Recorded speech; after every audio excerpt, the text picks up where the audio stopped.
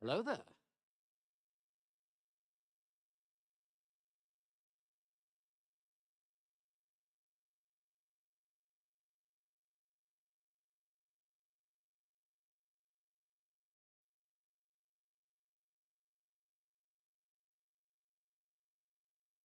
Hello there.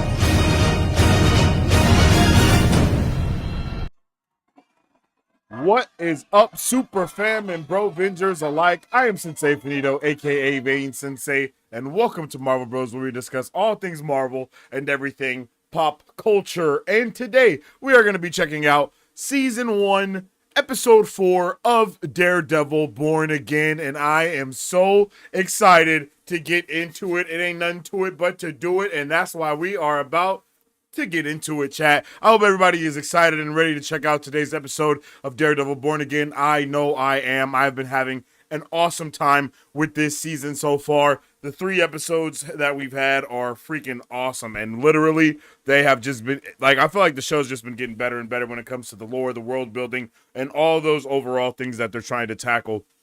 Finally bleeding the lines, blurring the lines between the Netflix stuff and the MCU that we already know that there is, right? And they've been doing a really lovely job of finally really blending those two worlds together.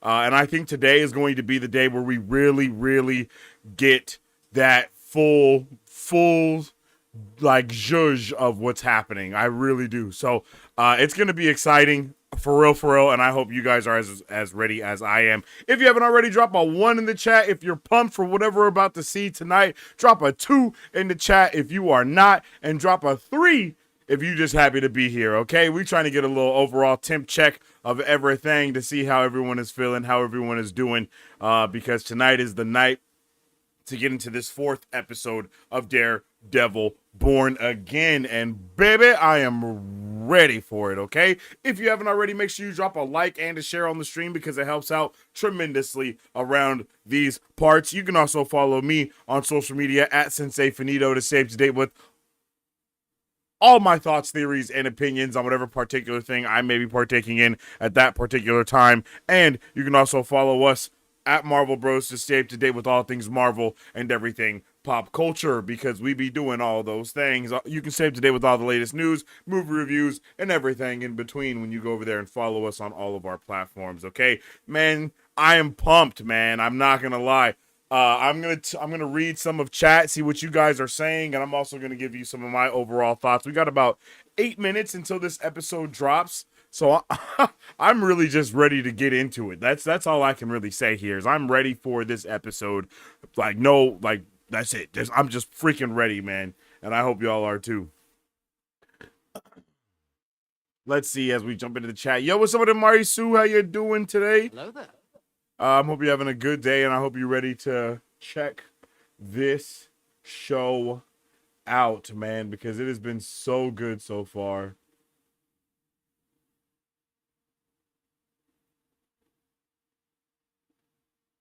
And I really think that today we're going to have... Hello there. There we go. Yeah, we're going to have that time to do it and get it cracking, man, because I'm excited. I'm excited for today's episode. Poll, who dies first, Daniel or Adam? Nah, that's diabolical. That's diabolical. I need to do some fan art for the show. I'm still trying to get it done. Yo, you definitely should. You know what you should do? In the last episode, we saw Muse tag the Punisher symbol, and it said triggered on it, and then it had like, you know, it was like painted on the wall. If you could do something like that for Daredevil, that would probably be crazy fire. Like do like a Muse painting of the Daredevil emblem on the wall with like the New York City in the background or something crazy like that. I don't know what kind of art you do, RMX, but yeah, that would be crazy fire. All my years on this channel, I've tried to avoid politics, but it's really hard with the obvious comparisons this show is making. And I think it's kind of interesting because if you think about it, this show was being made in 2023. You know, like same thing with what was it? The Boys. Like all of those things that they are so like that it mimics or mirrors. It's kind of crazy because all of that was going on just in the, like, you know, like they were just kind of making it already. A lot of the times they were already making those different things, and it just kind of so happened to mirror other things that are going on in real life. But that's just what art does, right? It echoes what actually happens as well, in one way or another. But I think it's dope to see the way that Kingpin is like has been structured in this show because you really don't know how to feel about bro. You're like, is he a bad guy or is he like really trying to turn over a new leaf? And then you're like, nah, but his knuckles are bloody. So what's up with that? You know? And then you see that he, I don't know, man. It's just very interesting. And then he's like, yo, this is a miscarriage of justice. And you're like, all right, those are some pretty intense words to use in this case. But I'm really hyped to see what happens with Brett this time around because Kingpin is just freaking awesome, yo. T-minus 5 minutes, chat. No, the watch party's not on Discord map, not yet. Starting in April, we'll have all that stuff fully figured out on how it's gonna be rocking. No, it's just one episode tonight. Dunk Nugget, what's up with it, my guy? Hope you're having a good one. Wait, I don't see your chat on the screen.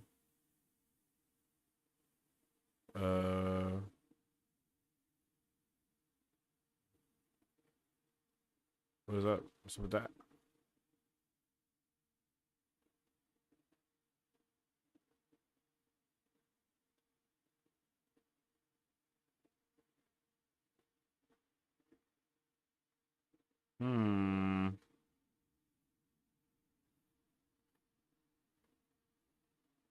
How interesting.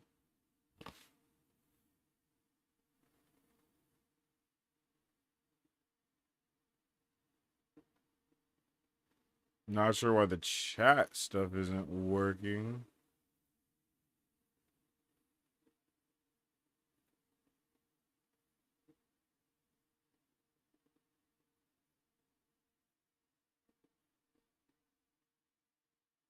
Oh, whoops.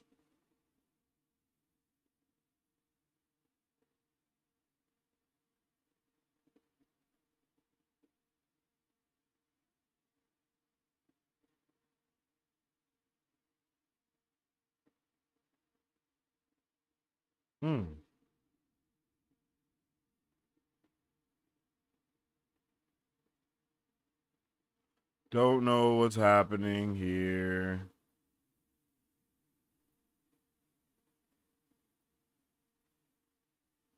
Yeah, just one episode tonight. What the hell? I don't know what's going on.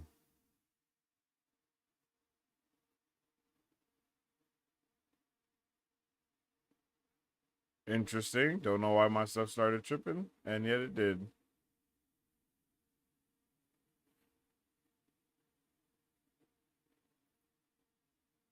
How weird.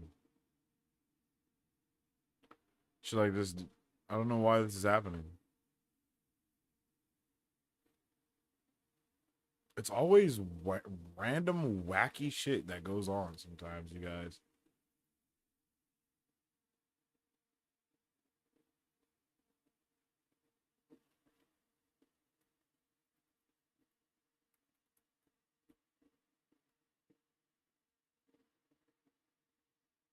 Yeah, I don't know why my chat's not working, guys, but I see your comments, but for some reason they're not popping up.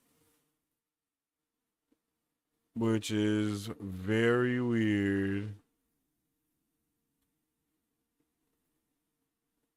Nope, that wasn't the right thing I was supposed to change. It's okay.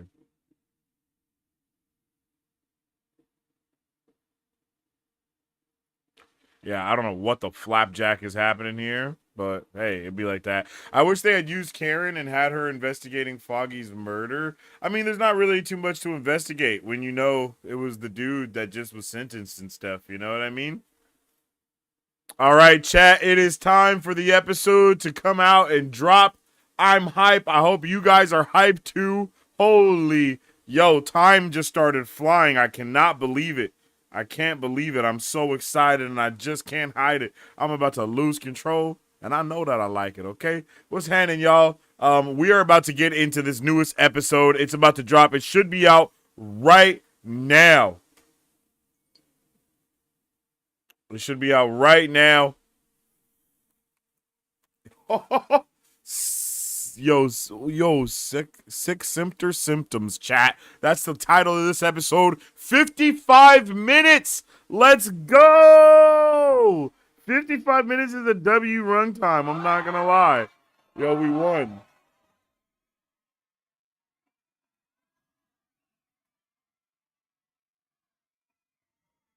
We definitely won. Oh, I see what's going on. I didn't realize that this was still on here. Because I just turned off hearing. No. Yeah. What? That's mad weird. Mad weird, fam.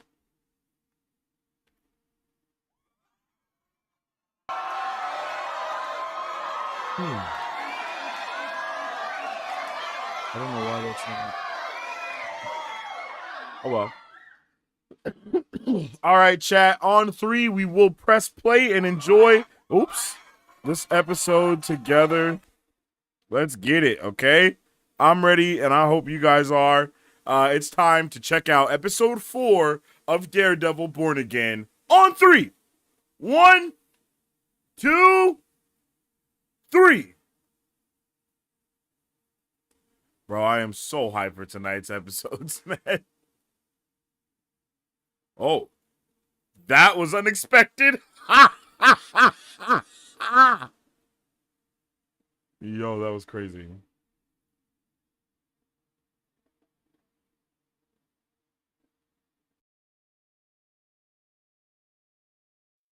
Oh.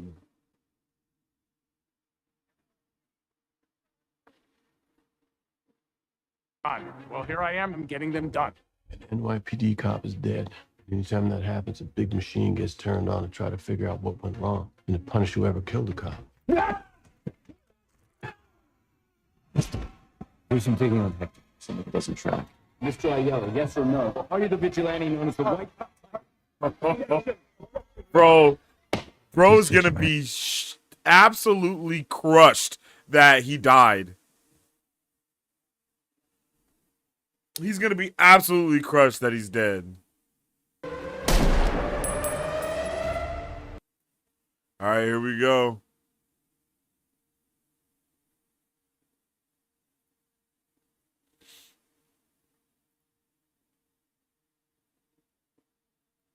Oh.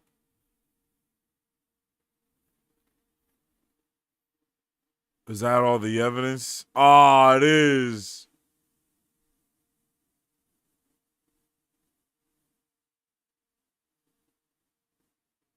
Damn, that's brutal.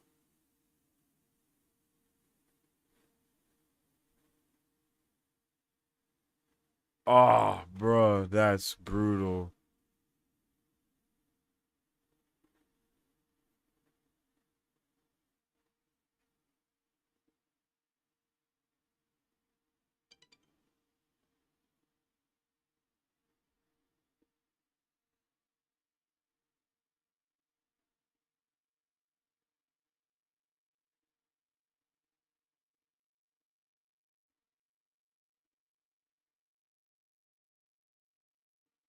Ooh.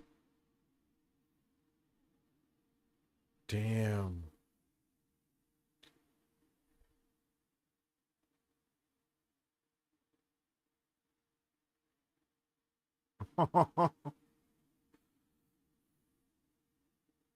This, yo, this is about to be crazy.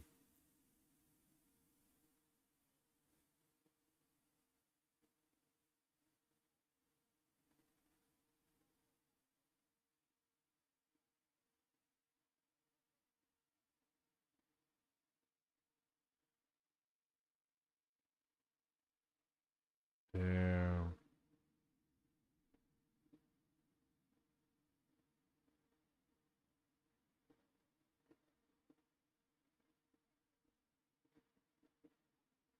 Hey, bruh.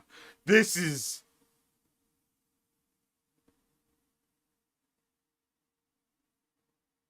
Damn, bro.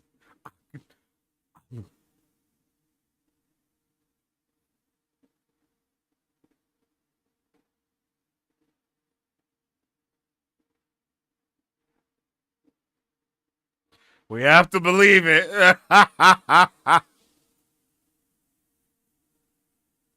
Bruh. Oh. Okay.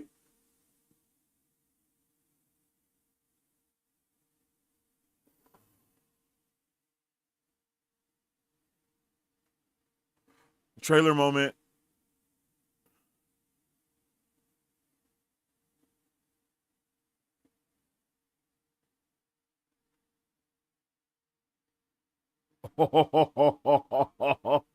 Bruh, it is going down right off the rip at the beginning. You heard me?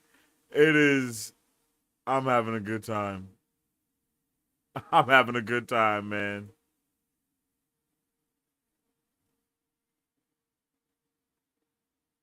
Oops. Okay.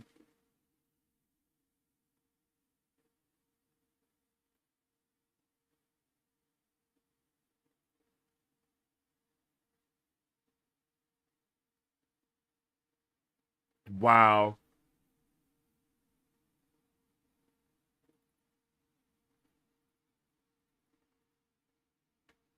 How we feeling so far, chat? Let's get a temp check, yo, because this is amazing. I'm loving what we just saw. Already. Yeah, we need his niece back. She's fire. Yeah, she's awesome. She set the tone right off the back, yo. Like, yeah. I want to see her as White Tiger.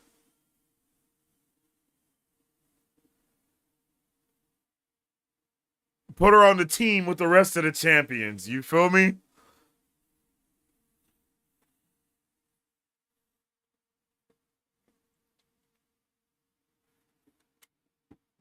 Yeah, what's up with it, Mike Beasy? Welcome to the chat. Title card just played. Okay. So are we going back to her? Oh no. This is not the little girl. Where are we? What the hell?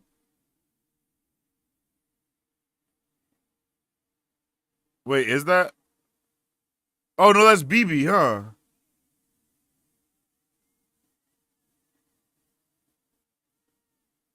Oh. Okay, okay.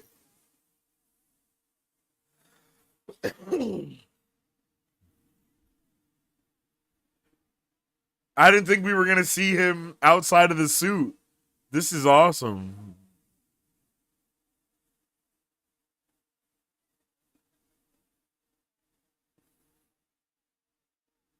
Is he gonna be like secretly his dad or something?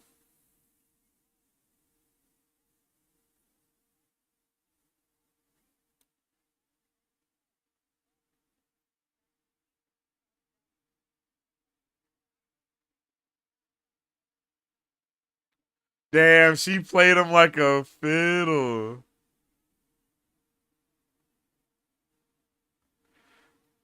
Ah,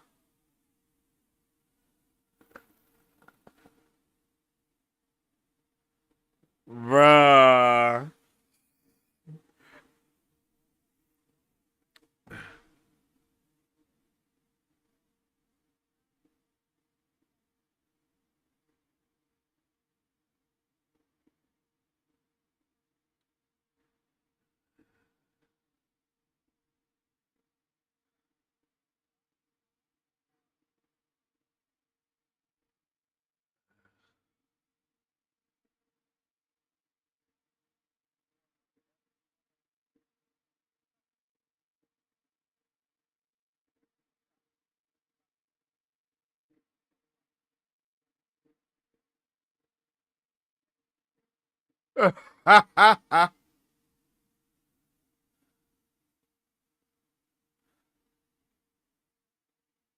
Oh. Bro, are they about to tease us with this stupid ass horn the whole season? Bro, I'm gonna be. I'm not gonna lie. I might be furious if we don't see my boy in his suit.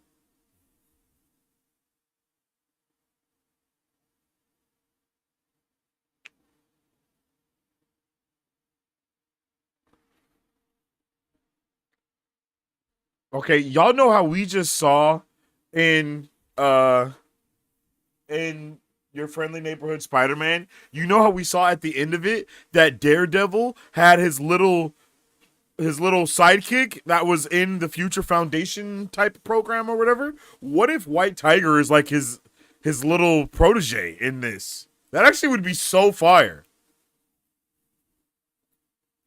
Like, what if she becomes the? Oh, bruh, I'm cooking in my head. I'm getting a little bit too excited about that. So let me relax because I'm gonna be sad if that doesn't happen.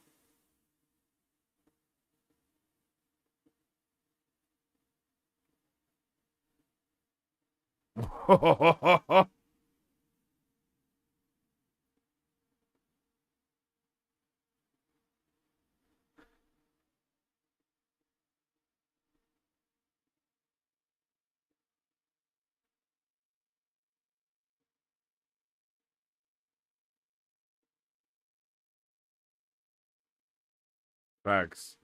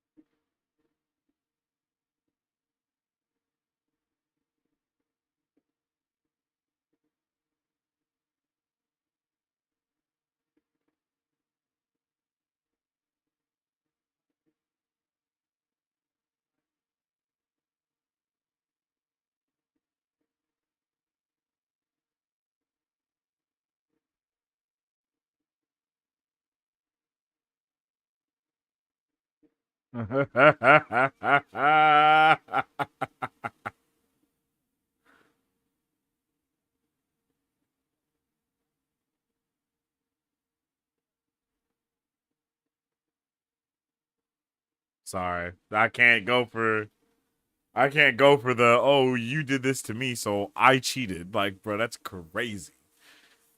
That's crazy work.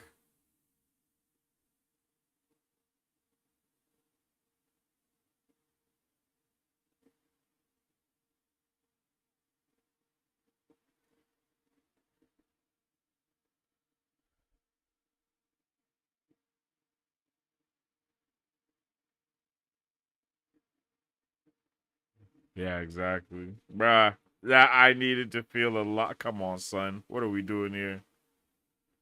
So I had to hurt you back. Like, come on, son. What are we talking about?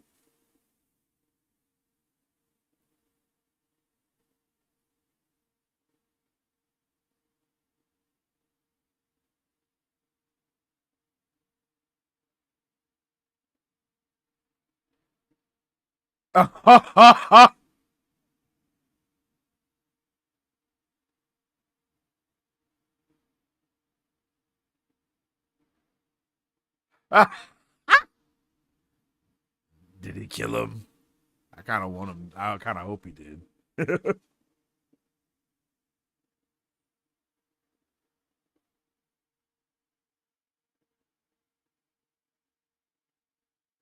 No expression of ill intent.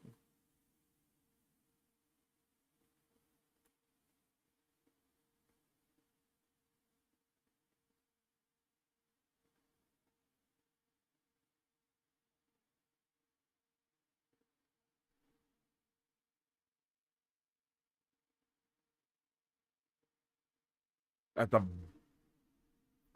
he's dead. He's DEA with a capital D.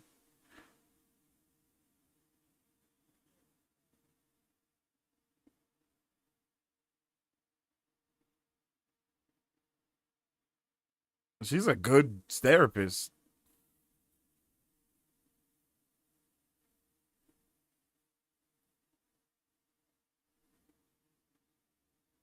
Hmm.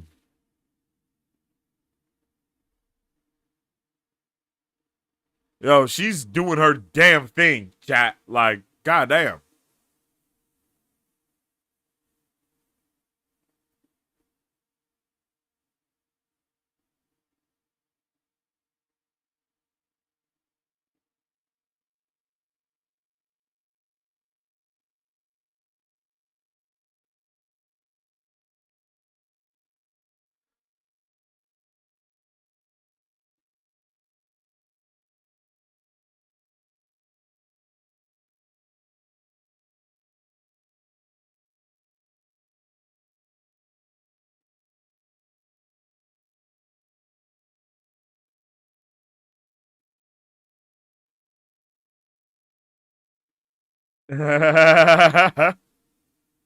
Yo. Yo. Chat. She's a little too comfortable.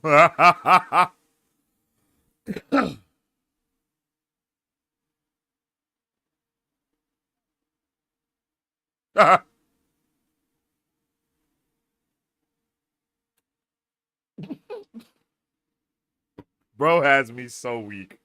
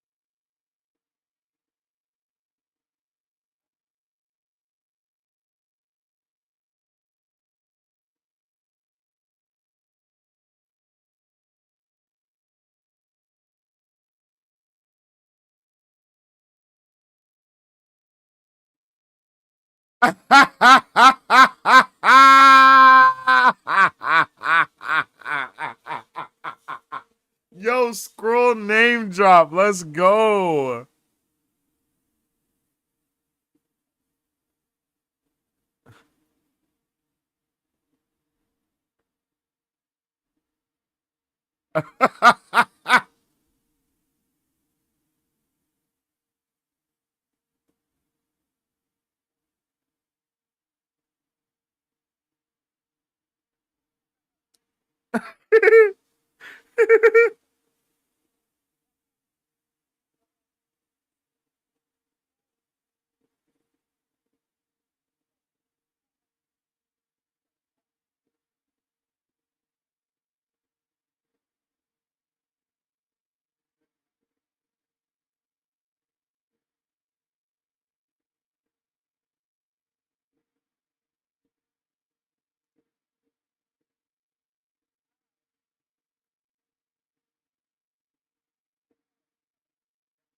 Damn.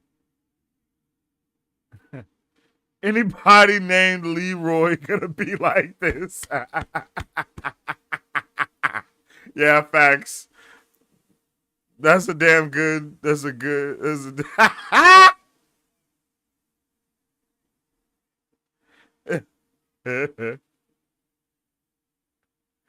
He said, "Now that's funny because you can't see shit."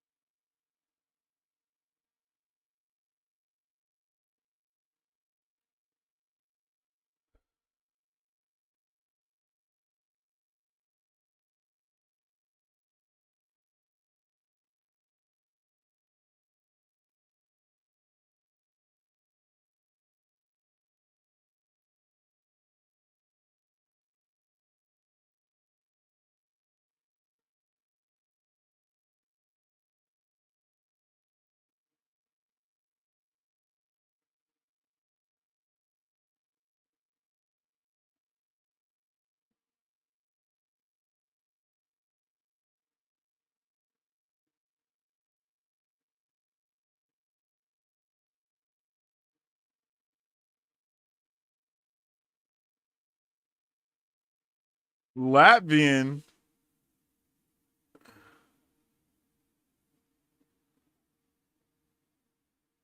Zola.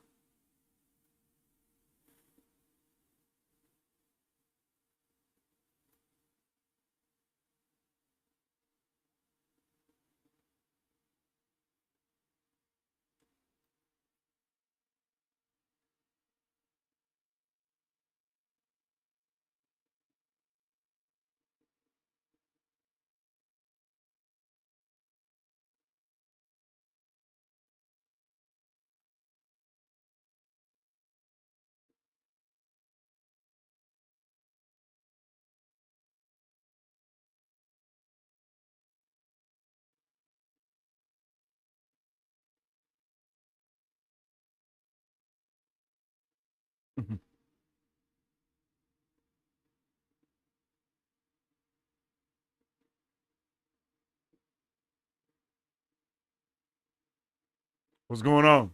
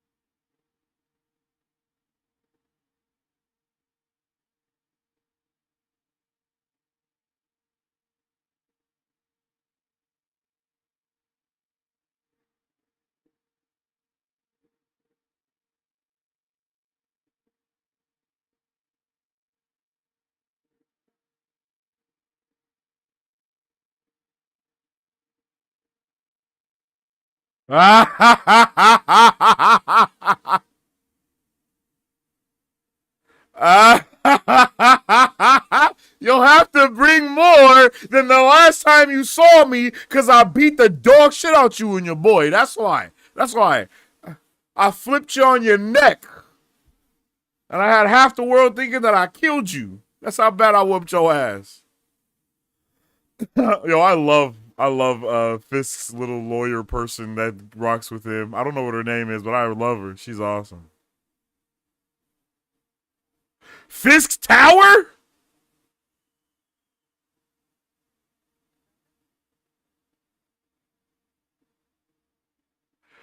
Bruh, is bro about to pull up with Fisk Tower?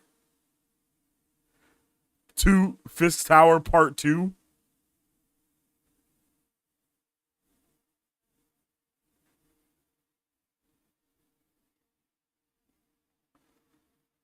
No. Maybe?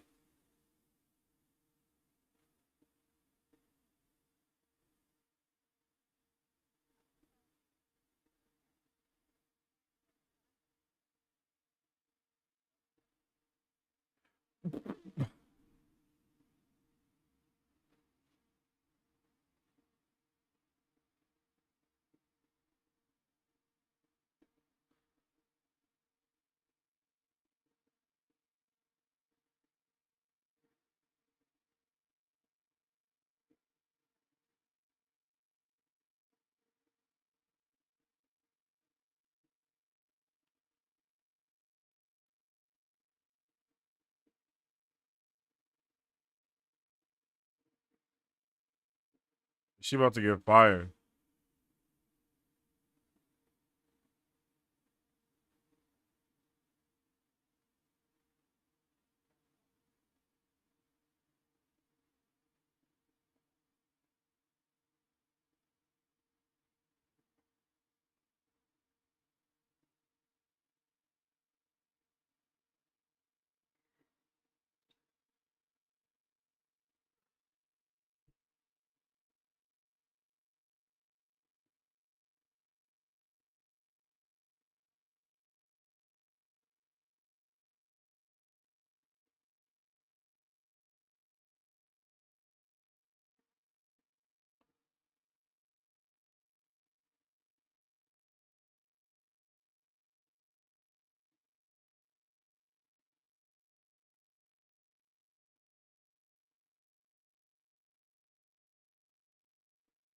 I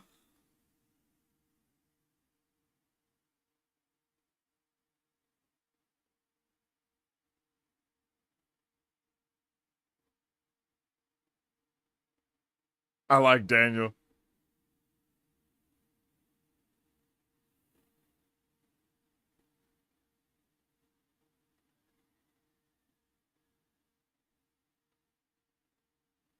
Oh shit. Is Kingpin actually trying? That's a really good question.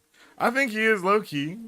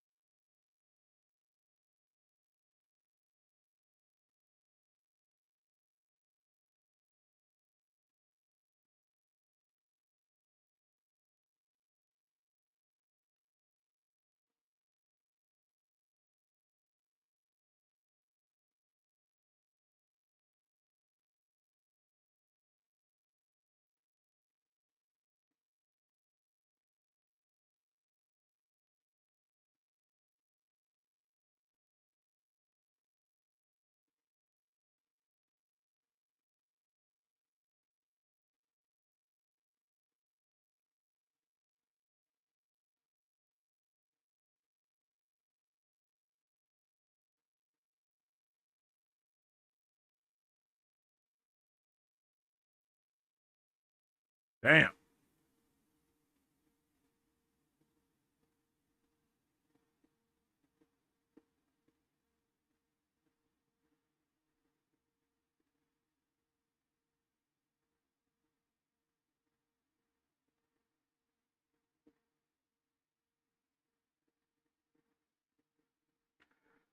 God damn.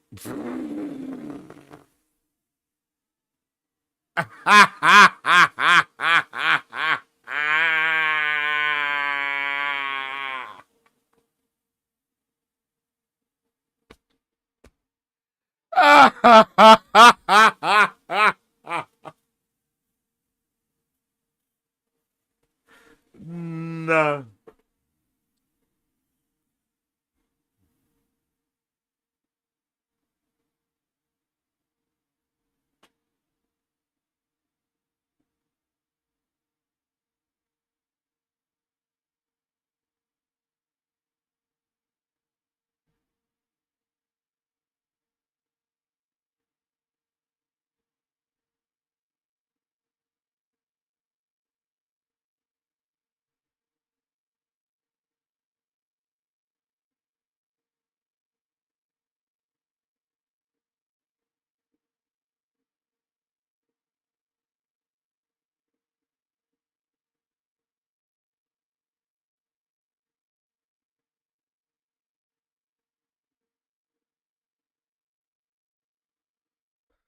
Okay, and now I don't like her anymore.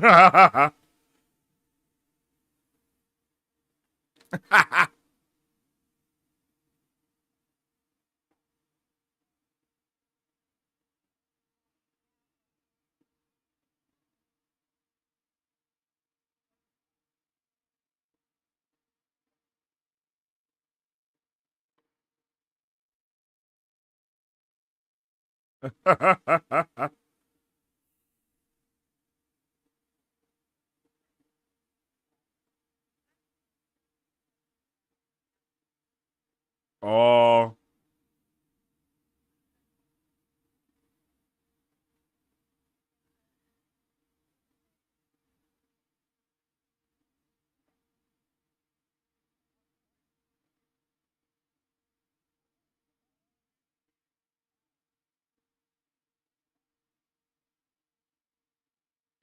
Oh, Latvian. Oh, we're doubling down on the Latvian.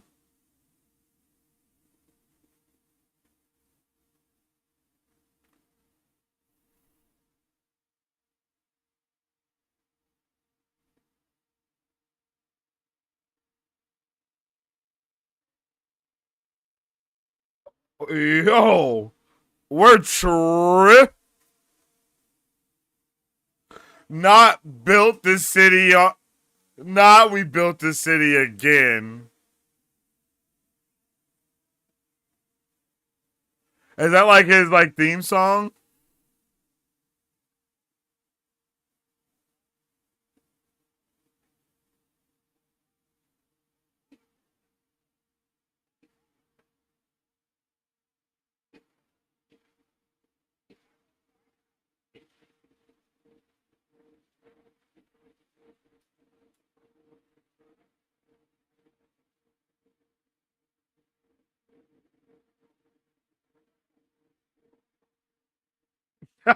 Bro, not Chula.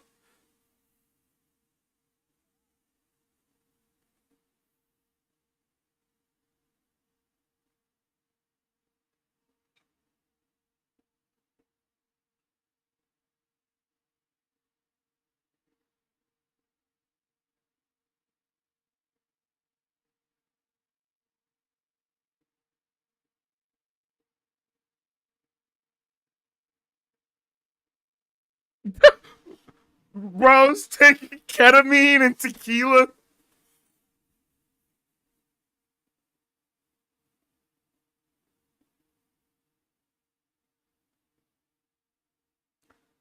Bro, look at the way he looks up to him, bro. I love Daniel. I'm not gonna lie. I love, bruh. Bruh, he reminds me of bruh from the Penguin. What's his name? I forgot our boy's name already from the Penguin.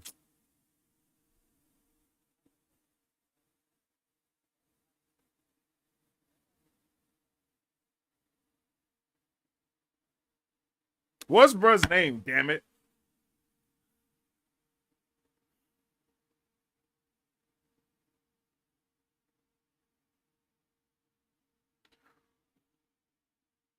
Oh, wait. He makes him remember him as a son, as his. Oh! Oh! I get it.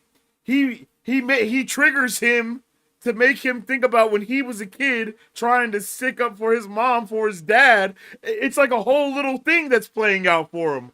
So he's trying to be better. Oh, yo.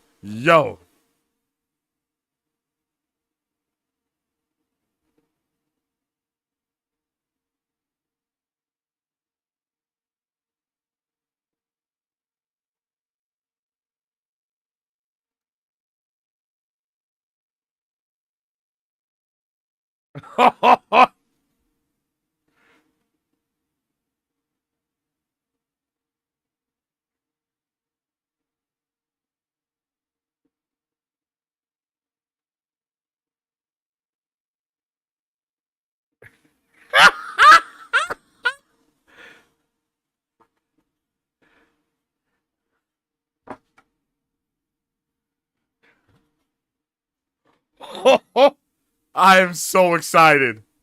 Yo, what does that say? Oh, the what? Bro.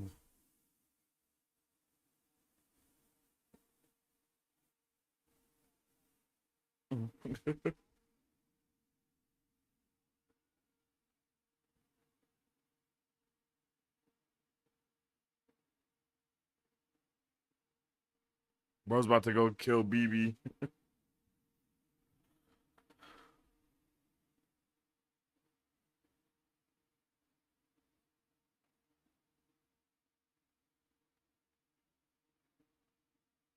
Damn.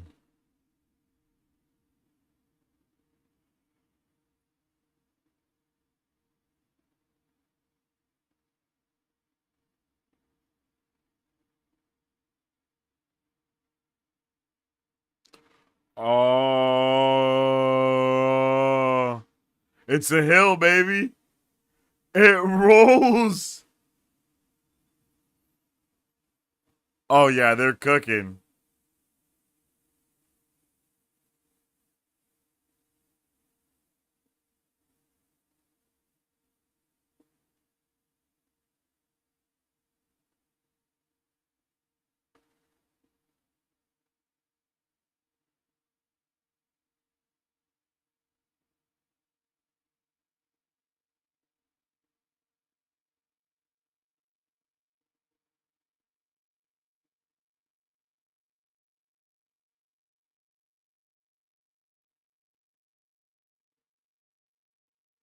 Oh yeah.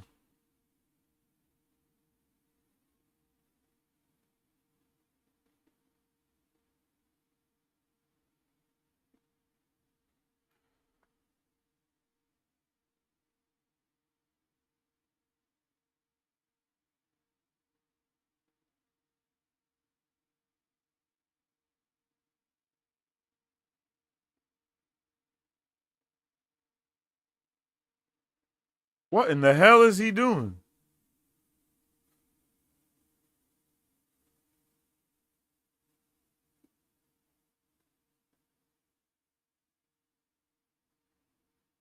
Bro, is he going to the Punisher?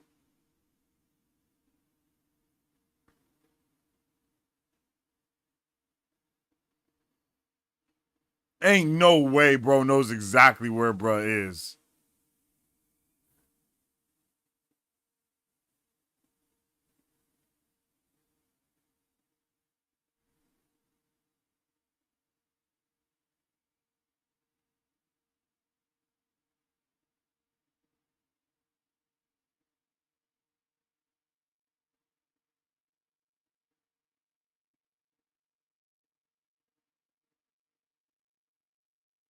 Oh, it is him! It is him!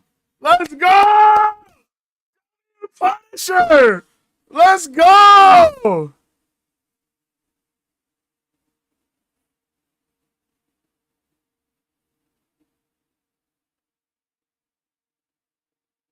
Let's go!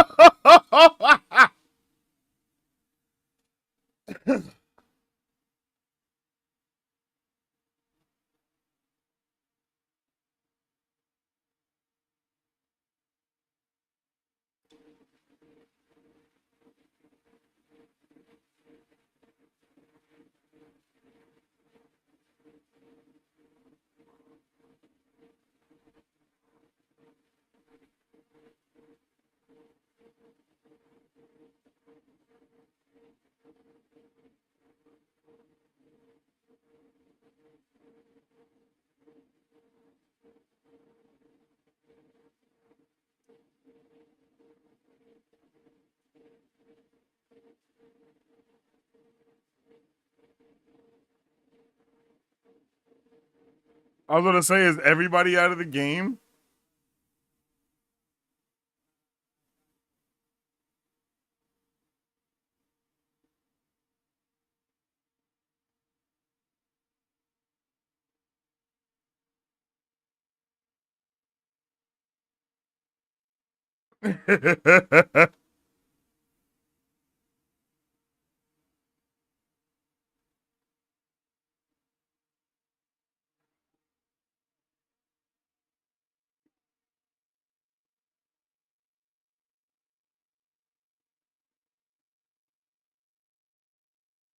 Let's go!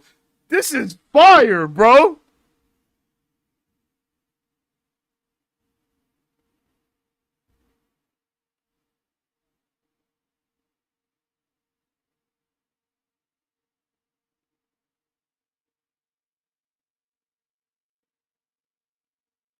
Oh,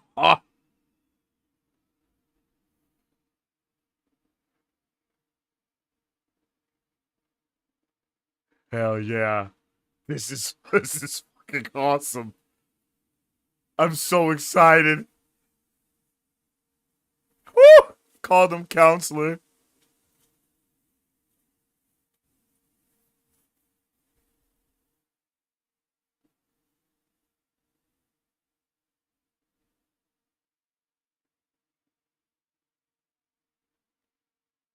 Woo!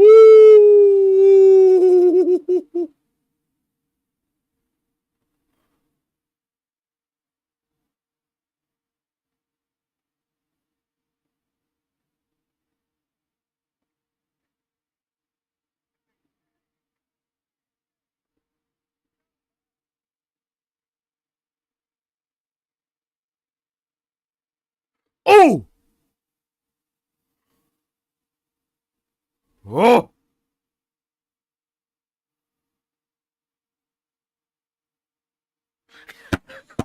What you sorry for? Yeah. Yeah. Yeah.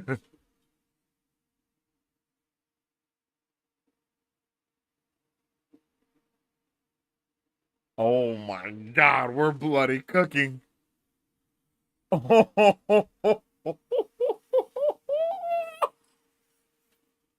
Oh, this is fucking awesome.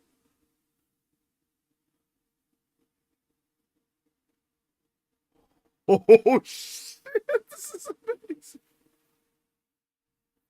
Oh,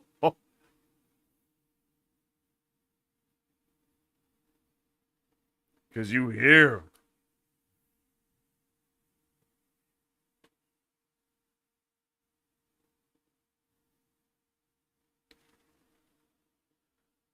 Bro, it's amazing how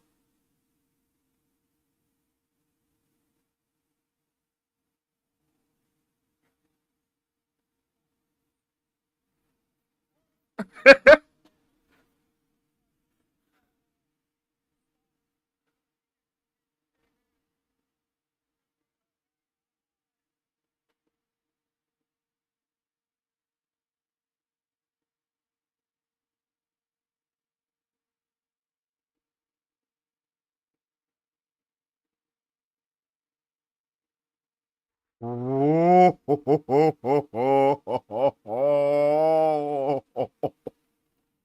oh my, this shit is.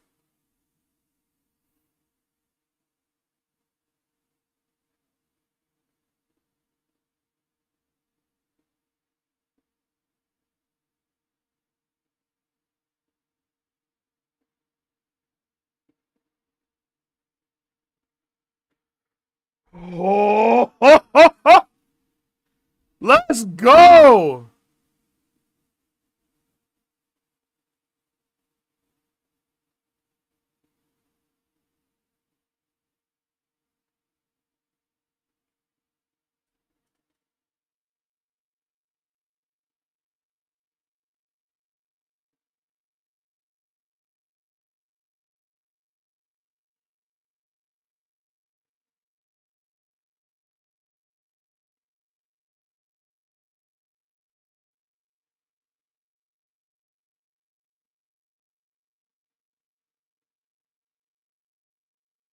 Mmm.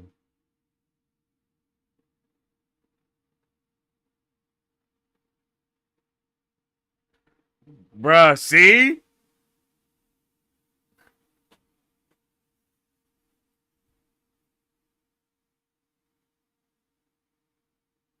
Bruh, I know he's putting everything through those lenses.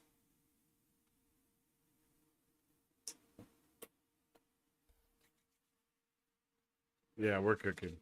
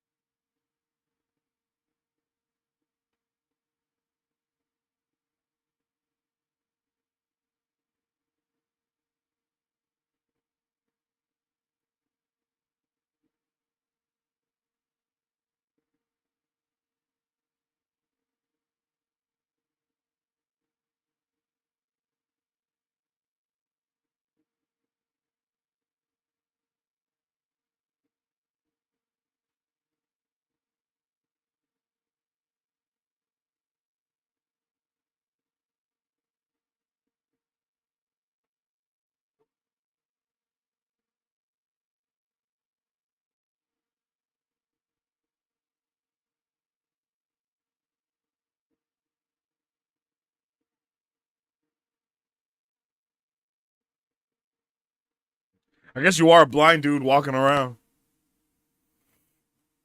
So people thinking about you in a totally different way.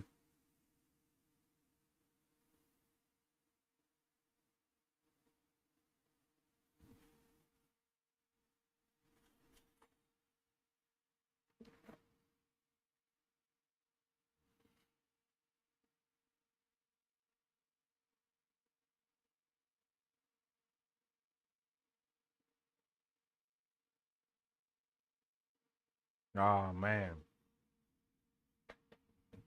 Damn. Ooh.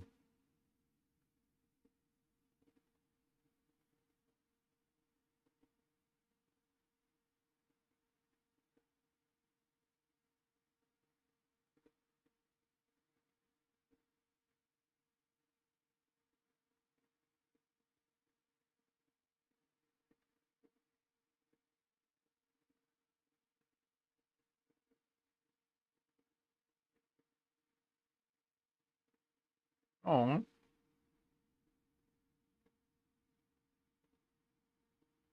Is everybody about to die or something? Oh.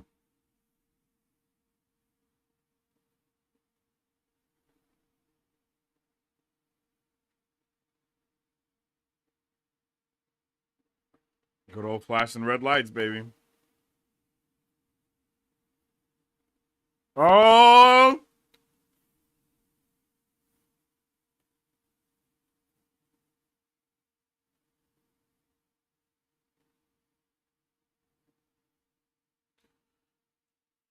Is this both of them stepping into who they used to be?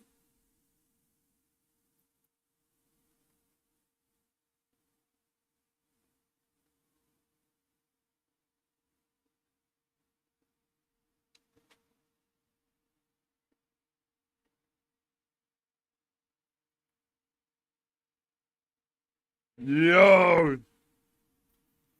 The helmets! I'm not gonna lie, I did not think we were about to see these that soon. The Billy Clubs.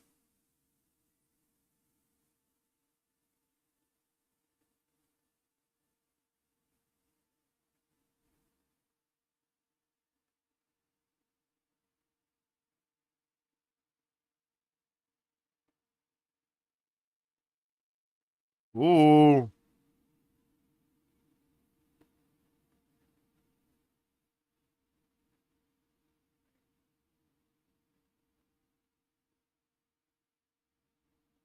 Oh, baby.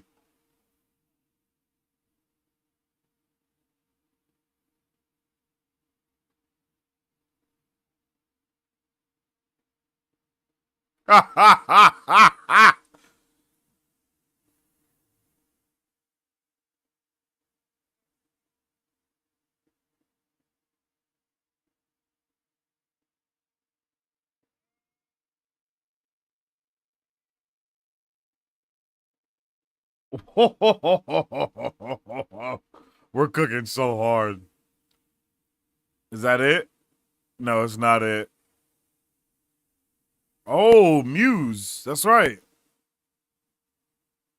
He been carrying this dude the whole episode.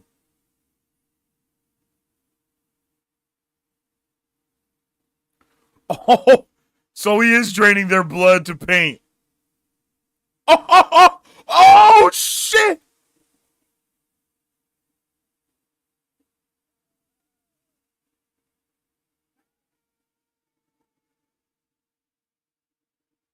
Bro's a serial killer. Bro's a full-blown serial killer. Oh, baby. What a banger episode yet again. Oh, this is just too good. This show is time and time again just doing the damn thing that it needs to do. Because holy, was that awesome. I love this show, yo. Like, I love this show. This is such a good show. They do such a fantastic job of weaving all these things together from the beginning to the end, showing us things early on, paying them off, and I really do love the way they are continuing to dual tell this story between Daredevil and Kingpin, right? Like, it's so dope to see them really fighting that side of them, but it's obviously there, and it kind of seems like they obviously feed it in their own little ways, right? Like, that's awesome to see that, to see Matt go into his secret lair, and then to see Kingpin go into his secret lair. It's like, yeah, they're both hiding who they really are deep down, but they still know it's there. Like it's not like bro's burning all of his Daredevil stuff. No. Because he might need it again one day. You know what I'm saying? Like I really love the way that we've been able to kind of view these characters and almost deconstruct them, right? Like we spent so long constructing these characters to be one way, and now to see them like basically deconstruct themselves also, it's just a really good vibe. It's a really good blend of those two things. And bro, like Daredevil Born Again has been so much better than I thought it would be. Like I thought it was gonna be good, but they've raised the bar from what I had it at, you know, for this show. And I'm hyped about that. They started it off fantastically with the niece, and it's just like all of these threads that they've put in here are going together really well. And I think they've done a really good job of finessing us as well, even like with the trailer, right? Like we watched the trailer, and that trailer finesses in a really good way, because now I don't really know what's going to happen. Like all of the trailer moments, apart from a couple of things we've seen, you know, like all of those trailer moments we've seen those, the majority of them at this point. So it really just leaves everything else to, you know, to be, it leaves it on the table, or it leaves it to be desired, or it leaves it to be questioned. I don't know what I'm looking for there, but it makes me really excited to see what's about to happen, bro, because all of these characters are starting to fall into their own place one by one, and that means something different for each of them as well. So we are really cooking, yo. We are super cooking, bro. And I love that we're taking the time to build up this narrative. We are really taking the time to build up the narrative for this show, like brick by brick.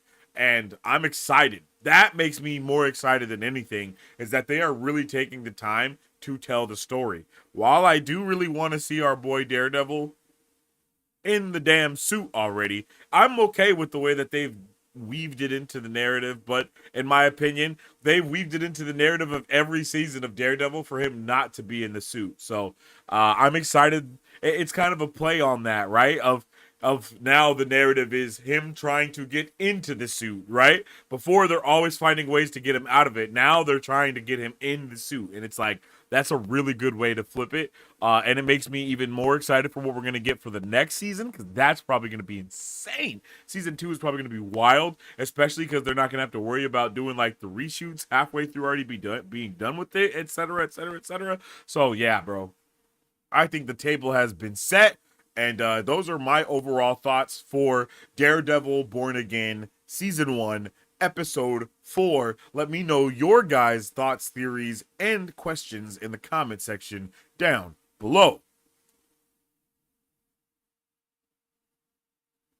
And now, let's get into my overall thoughts.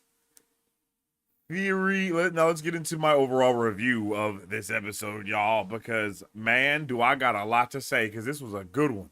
This was a good one.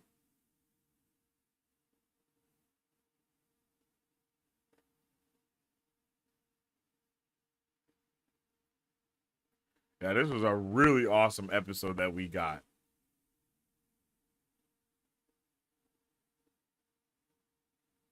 I had no idea what it was going to be about, but now that I know what it is about, yes. Like, you know, like hella yes.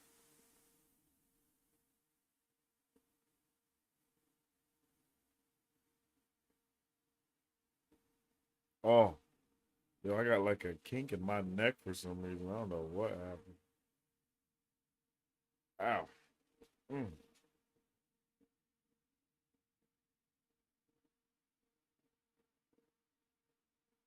Oh, man.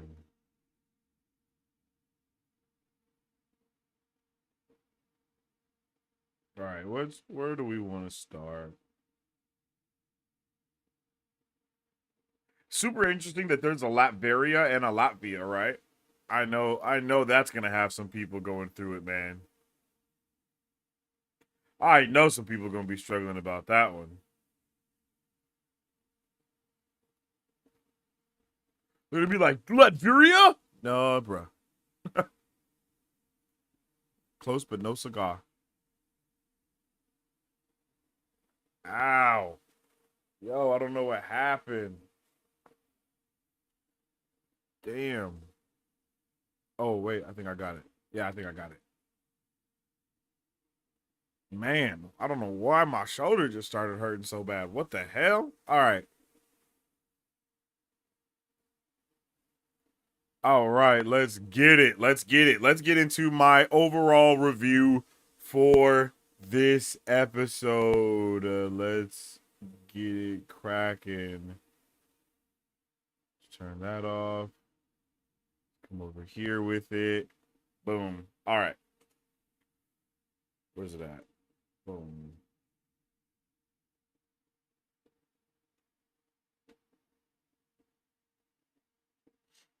Oh. Let's turn those off real quick. Bam and bam. Okay. Here we go, chat. Let's get it.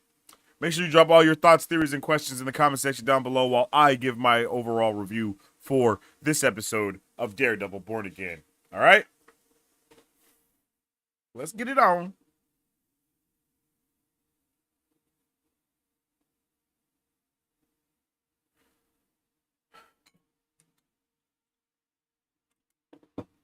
Okay.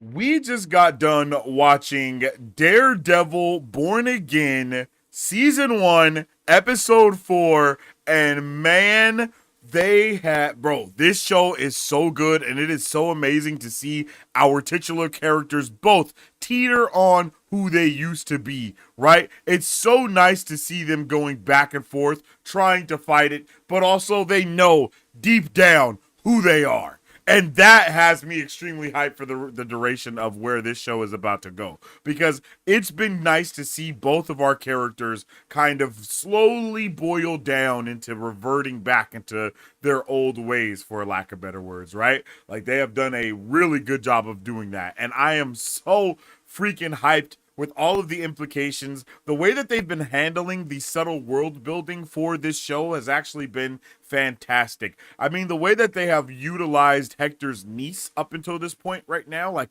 we just saw her in this episode and already she's a standout character. It's amazing the way that she is able to bring so much power to the screen and really just do the damn thing. And I hope we get to see more of her. I hope she gets to don the suit before this show is over as well. One of my early theories for her is that, much like how we saw in Spider-Man freshman year, that Daredevil had a sidekick and it was a young lady. I believe that's something that we can see maybe even double here, and that be the same case for this young girl right at this point. And that would be pretty cool to see, especially with Matt dealing with these things in his own way and having to kind of try to deal with having this child that also is in the life, for lack of better words, and seeing how he deals with that. I think it's going to go a really far way. I mean, there's so much, they have such a connection on screen already when you see her just tearing up and going off about how much she hates the city. And it's something that I think Matt can also,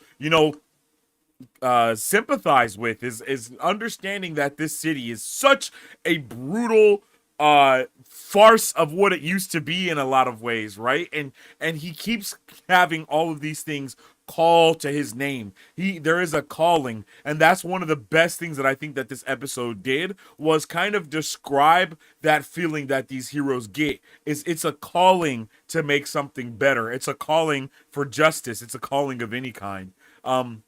And I, like I said, I think they've done a really good job of balancing what those things mean for each other. And not only that, being able to see these subtle implications for the lore and for the world building, especially with the character like Muse, seeing his paintings up on the walls and seeing the way that they're being utilized in the show, and they're just showing us again and again, like, hey man, this guy is out here, he's doing things. And they show us 2 paintings that he already painted in this one, and then they also show a third later on that he dedicates to the White Tiger, that he dedicates to the White Tiger.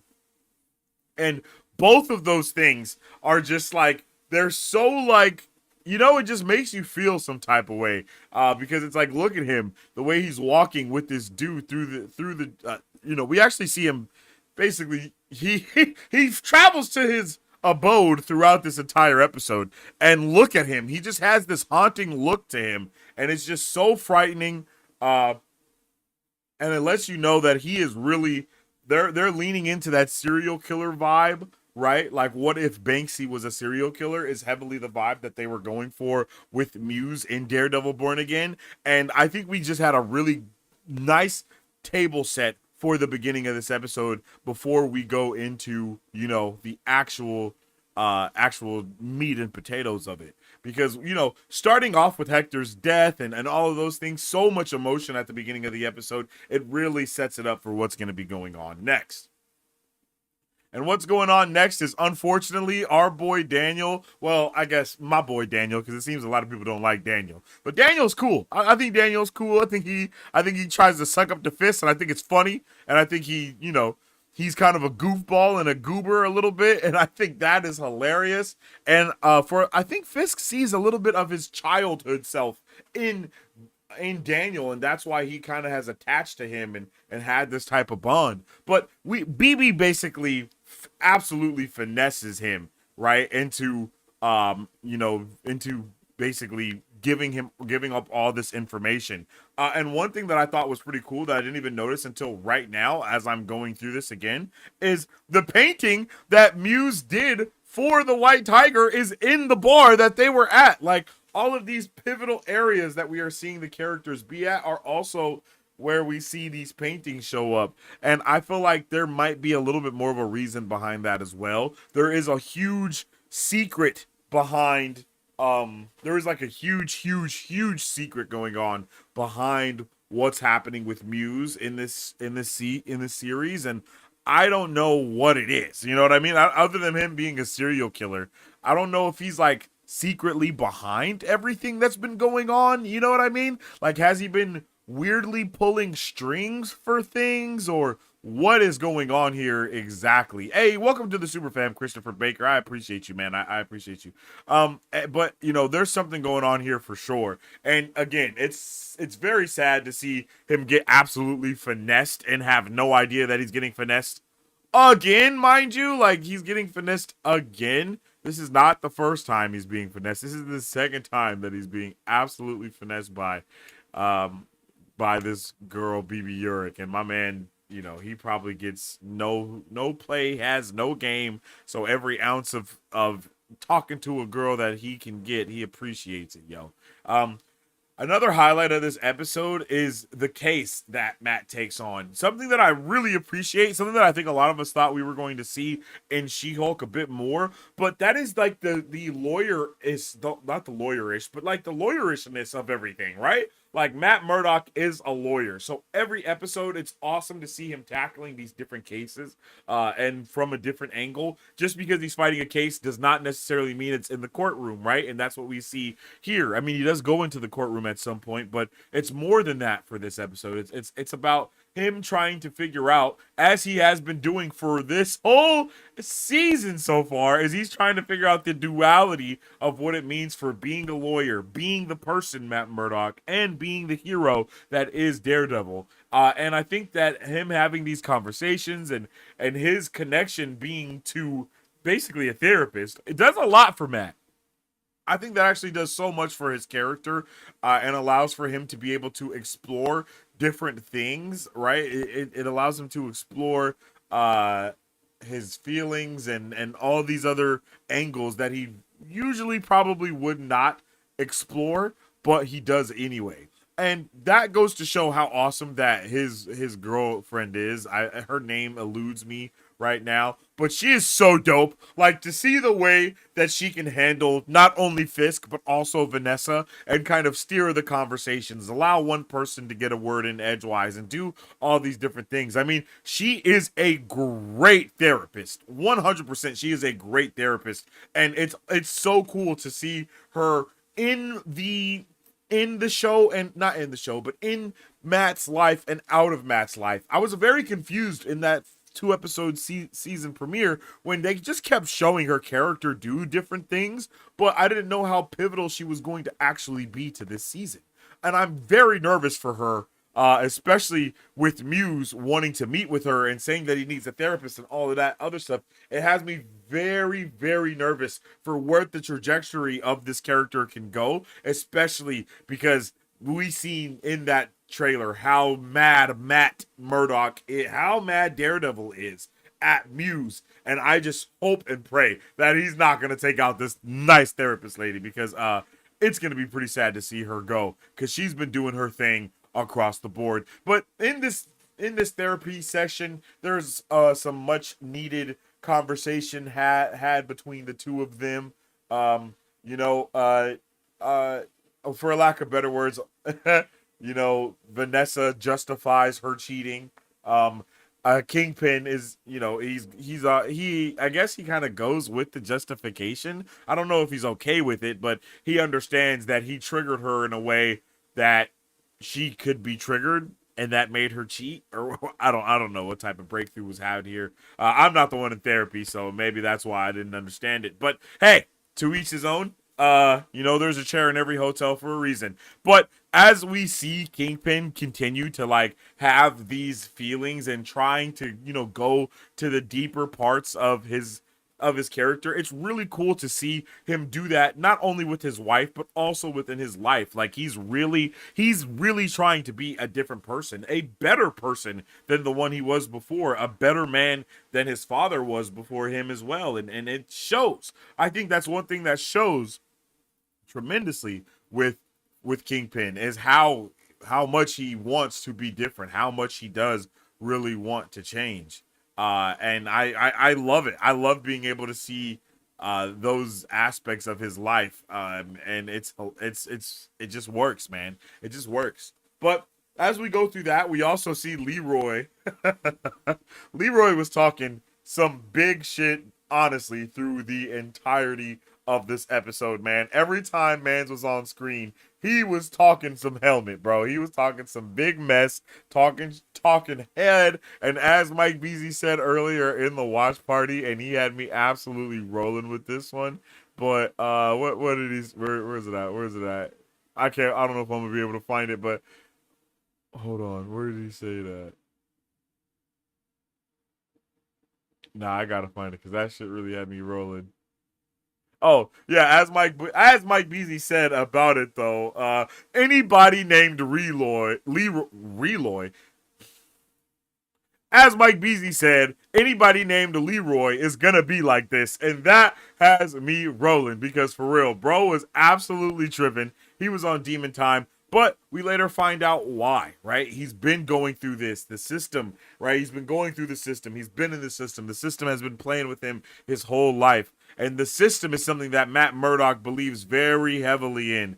Like, it is the thing that he holds himself to as to why he won't go back to being Daredevil, because the system works. The system this, the system that. But as we will find out, the system ain't all what it's chalked out to be, man. It's just not. As the majority of people know, the system is not all that it chalked out to be, especially if you're not the person that the system was made for to be utilized. Here we also meet a new character, I believe. This lawyer lady, Oxola, Azola, I think her name is Azola. Oxola, something like that. And she is from Latvia. That is our first mention of Latvia in the MCU, if I am not mistaken. If you guys don't know about Latvia, it is a let me see if I can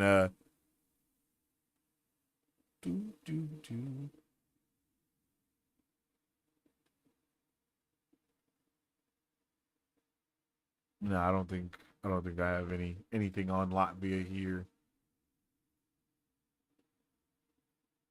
But yeah, Latvia, like I said, we have not heard about that place yet in the MCU. As far as I know, we haven't heard about it yet.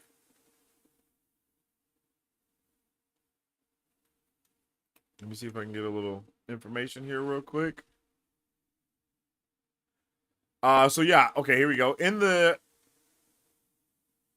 Wait, so is Latvia Latveria? I'm confused.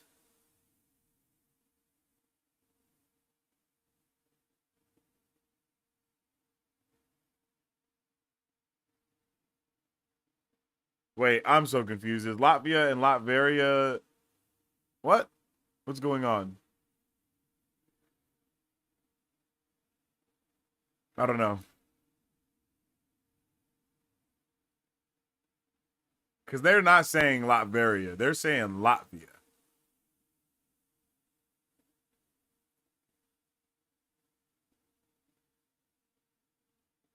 Oh, yeah, the Republic of Latvia. Latvian chieftains in the 14th century who migrated south and took away a town renamed Hasenstadt from a band of barons. What?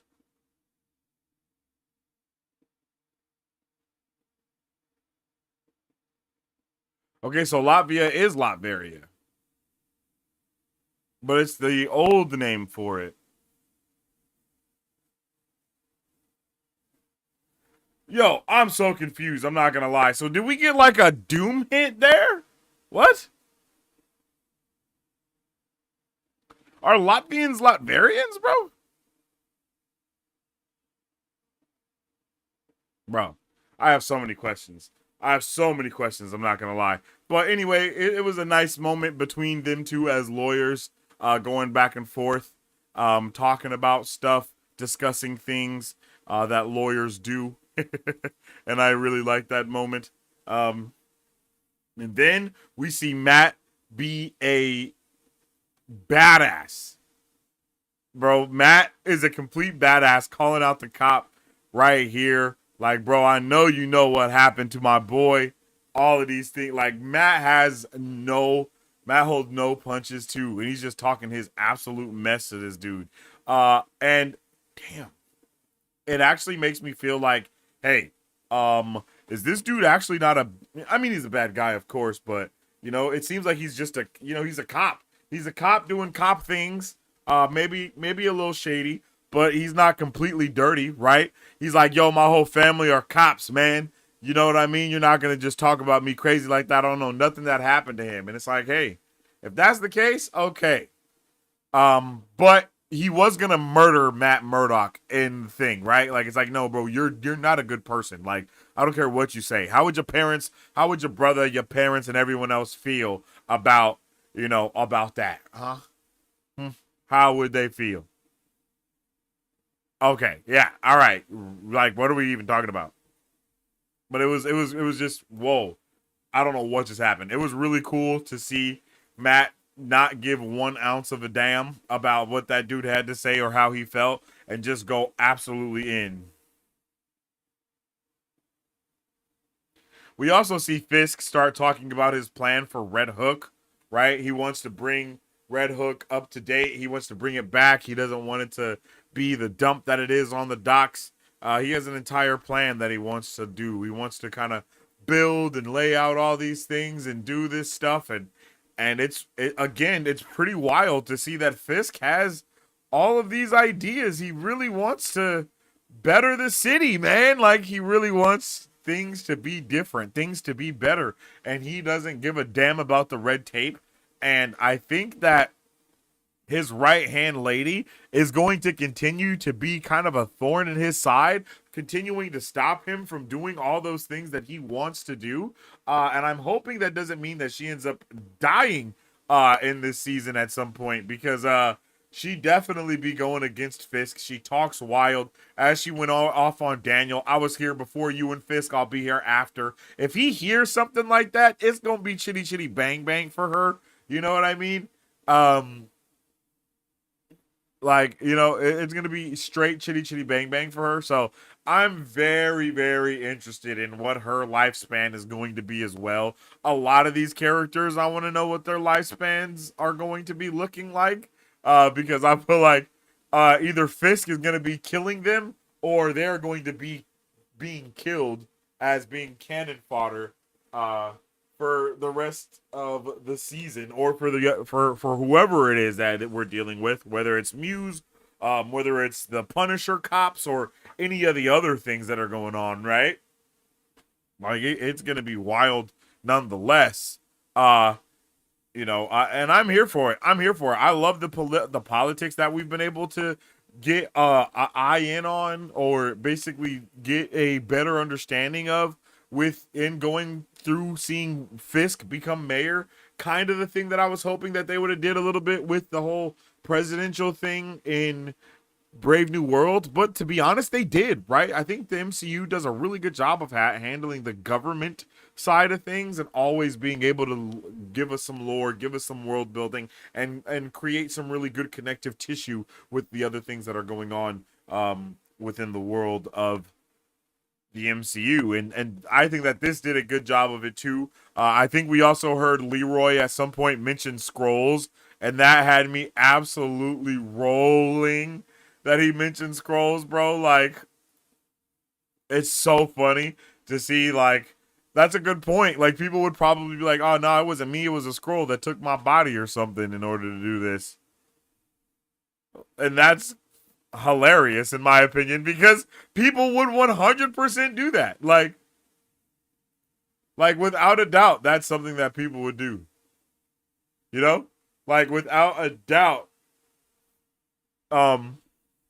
But the next thing that we see is a huge thing, is we finally see Daniel get a better understanding that he was being absolutely played, because BB straight up drops. She straight up drops a slam post for the Fisk, yo. Does him absolutely dirty, calling him mayor garbage. Like, all of this stuff is just terrible, bro. Terrible. I'm kind of nervous for BB now. She might end up in the dungeon next, the way she acting, and I think that she is actually probably a core part to seeing Daniel become more of a Fisk type character and slowly becoming EVIL. You know what I mean? Or at least a bad person. And also, depending on how much Fisk brings him under his wing and teaches him the ways of being, a bad guy. I guess. They also they don't just double down, but they triple down on the Latvia thing in this episode, with it being Latvian Heritage Day, and having Fisk straight up pull up to this Latvian heritage ceremony and them kind of discuss and talk about it. And it's like, yo, what's going on? Like, again, the Latvia thing is something that I'm not understanding what angle they're trying to take with that, but I'm here for it. And again, just a brief history of what's going on with it. Rodolfo Hassin and his brother Karl were Latvian chieftains in the 14th century who migrated south and took away a town renamed renamed Hasendat from band barons of Transylvania. The Hassins then consolidated their power for several years, recruited oppressed Transylvanian laborers as their army, and conquered a country of their own, which they named Latveria, in honor of their native country, Latvia. Rudolfo became the first king of Latveria, starting the Hassin bloodline. So it's like they are doing a really good job of blending these things together, but we don't know exactly what they mean. Unless they say Latveria, then it's not really connected to Doom, even though Latveria is Latvia, right? Like, even though not is Latvia, but even though they, you know what I'm saying? So it's like, bro, what is going on here? I'm not really sure, but I'm here for it, because Latvia is a real place, so maybe that's why they're talking about it, right? I don't know, but they're just definitely choosing to play with our emotions there, and I like it. I like that they're choosing to play with our emotions as well. It makes us wonder and think. I thought it was funny that they were also singing "We Built This City on Rock and Roll," which is what the kids were also singing. I don't know why I thought that was funny. I don't know if that is some kind of I don't know if that's some kind of New York's like staple of a song. I don't know. I'm not from New York, so there's not. I wouldn't know. But I think it's really nice to see him go from this calm, cool, and collected, or trying to stay calm, and then immediately transitioning to him absolutely losing it in his mayoral office, going off and seeing that he's still a rage monster nonetheless, right? Mayor garbage! I will have everyone's job in here! And I love the way that bro is like, I cannot just let anybody just take my just take it. You know what I mean? Like I can't just let that happen. I have to stand on business here. I have to do something. Uh, you know what I mean? Like I don't know I don't know why that's going on. I don't know why he feels so attached to Fisk. It's like he's a secret kid and he knows it or something. I don't know what it is about this weird ass connection that he has to Fisk, but he has like a very huge connection, man. Like a really deep bond. And we basically see him like a puppy dog whine and whimper and say, I'm sorry, please forgive me, Papa Fisk, because I just didn't know what I was doing. I got finessed, I got drunk, I was sipping tequila and a little bit of ketamine, and I just had an absolute rager, and I had no idea what I was gonna do. I didn't know that she was gonna do this. And then just look at the way she is so surprised at his honesty, the way he's groveling and begging. It's pretty insane. And it was also insane to see the way that Fisk slowly changed his opinion. Slowly his face started, went from contorted and angry to seeing that this guy was kind of like that. I really do feel that Fisk looks at this kid like the way he thought of himself when he was a boy, right? Especially when you look at how big those size differences are. I think it just reminds him of when he was a boy and when he was talking to his dad and trying to beg mercy or whatever from him, right? And then it causes Fisk to, of course, reset, realize that he has that aggressive demeanor being set forth, and he forgives him, and he's like, yo, don't worry about it. And it's just so I don't know, I like the kid, man. I want to see where he goes. I said this in the watch party, but I really get the vibes of Penguin and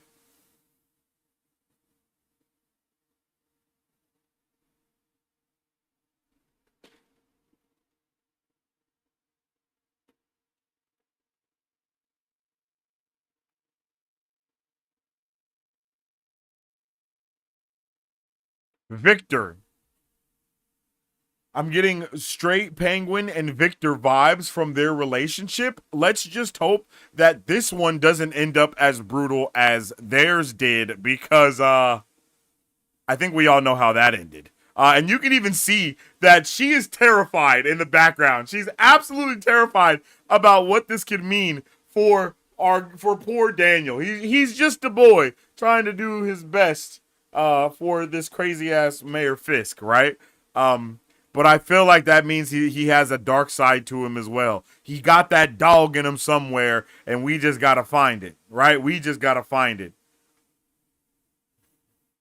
We also get another look at this. This is such a beautiful mural, coming from Muse. Like, look at it. Vigilante justice with the white tiger mask, with the white tiger eyes, also doubling as wings because he's dead. And then the crown on top of him, maybe insinuating that it's because of Kingpin that happened, right? I feel like this is an entire mural. This is entire, thing going on here. Like, vigilante justice, and then like the crown for king. I don't know, man. I just feel like somehow Muse knows everything that's going on in the city, literally everything, somehow, some way, and I am very interested in his character with the more paintings that we see from him, because they continue to tell a crazy, crazy story.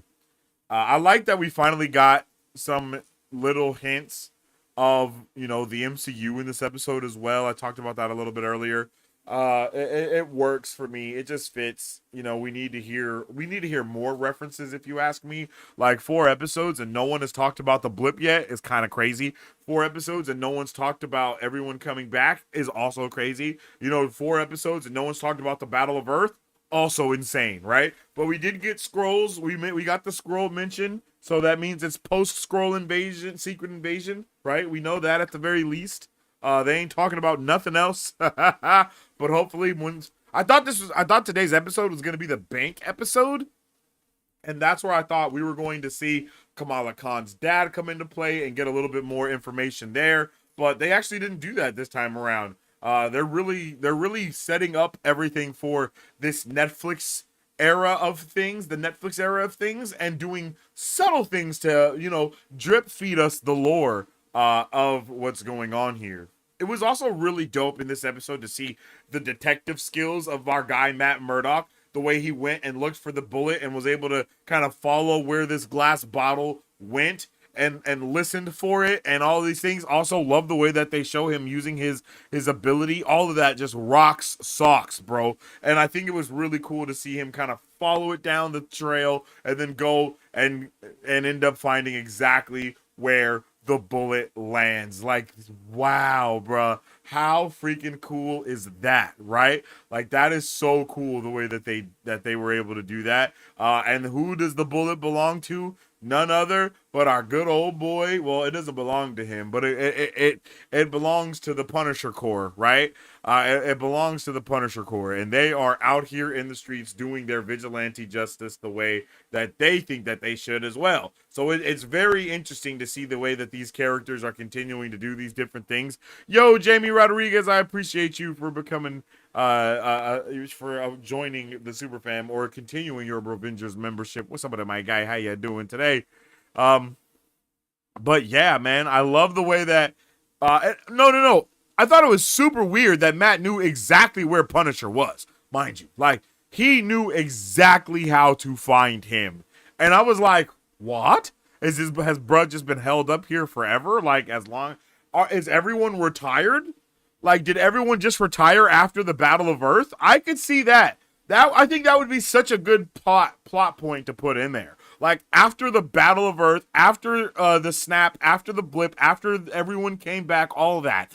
I think that would be such a good point of all the superheroes were like, all right, bro, I'm done, or I want to be a superhero, right? That would be a really good point of contingency, I think, for this world, but or for the world, but you know, they're gonna do what they do. But the exposition, the disposition, the conversation between Punisher and Daredevil here is amazing. I love that he still calls him Red even though he's not in the suit, right? Like, that's freaking awesome to see.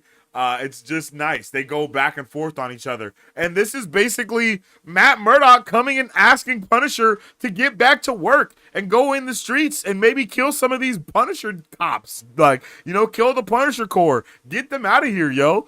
And he's like, yo, the city needs you. And then I love the way that Punisher is like, bitch, the city needs you.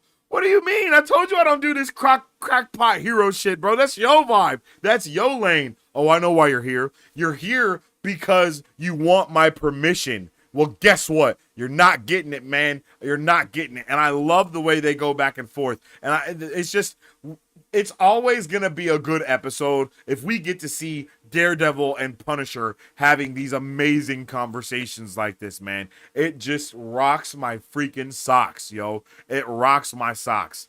And then we see that, you know, he has issues saying Foggy's name. He still feels like it's up there. He still feels guilty for it. He's carrying it around. He can't let go. And bruh. And then we see him like snap. He loses it on Frank, right? As he's going off on him. He's just, punches him in the face, grabs him, right? And he's like, he's ready to unleash the devil. He's ready to go in. And he's like, oh my God, oh my George, I'm so sorry. I shouldn't do anything like that. I'm sorry, I apologize. That's not who I am anymore. And he's like, and Frank Castle's like, bro, what the hell is you sorry for, man? Stop, man. You better, bro, embrace it. Embrace it. And that is what I love, right?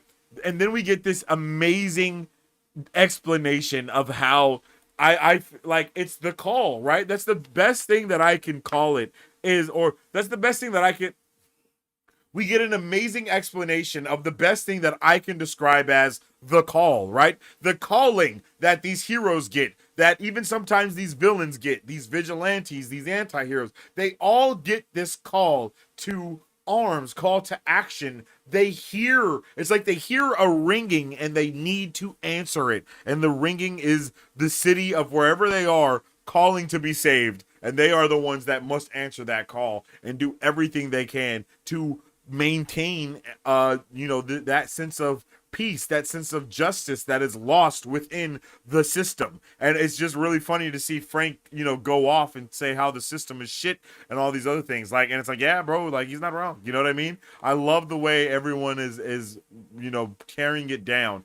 The very same way that the intro to this show is, all of these pieces of the city, all of these pieces of everything that makes New York being crumbled and crushed. That is very much what we're seeing happen here as well to Daredevil, to Matt Murdock. We're seeing him being like literally taken apart piece by piece. And the way that Charlie Cox just embodies that raw emotion of just heartbreak, sadness, and utter confusion. It's just such a beautiful blend of all of those feelings together. And I think it accurately portrays the way that all of us feel sometimes when we're dealing with grief, when we're dealing with something that we don't know how to deal with, right? We don't know what to do. We lash out. We look for other people to try to tell us how to handle the situation.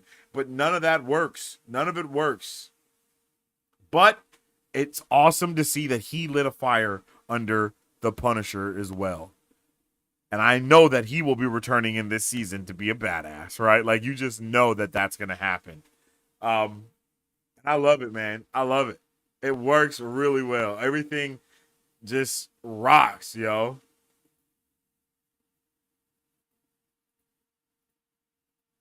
Everything rocks, yo.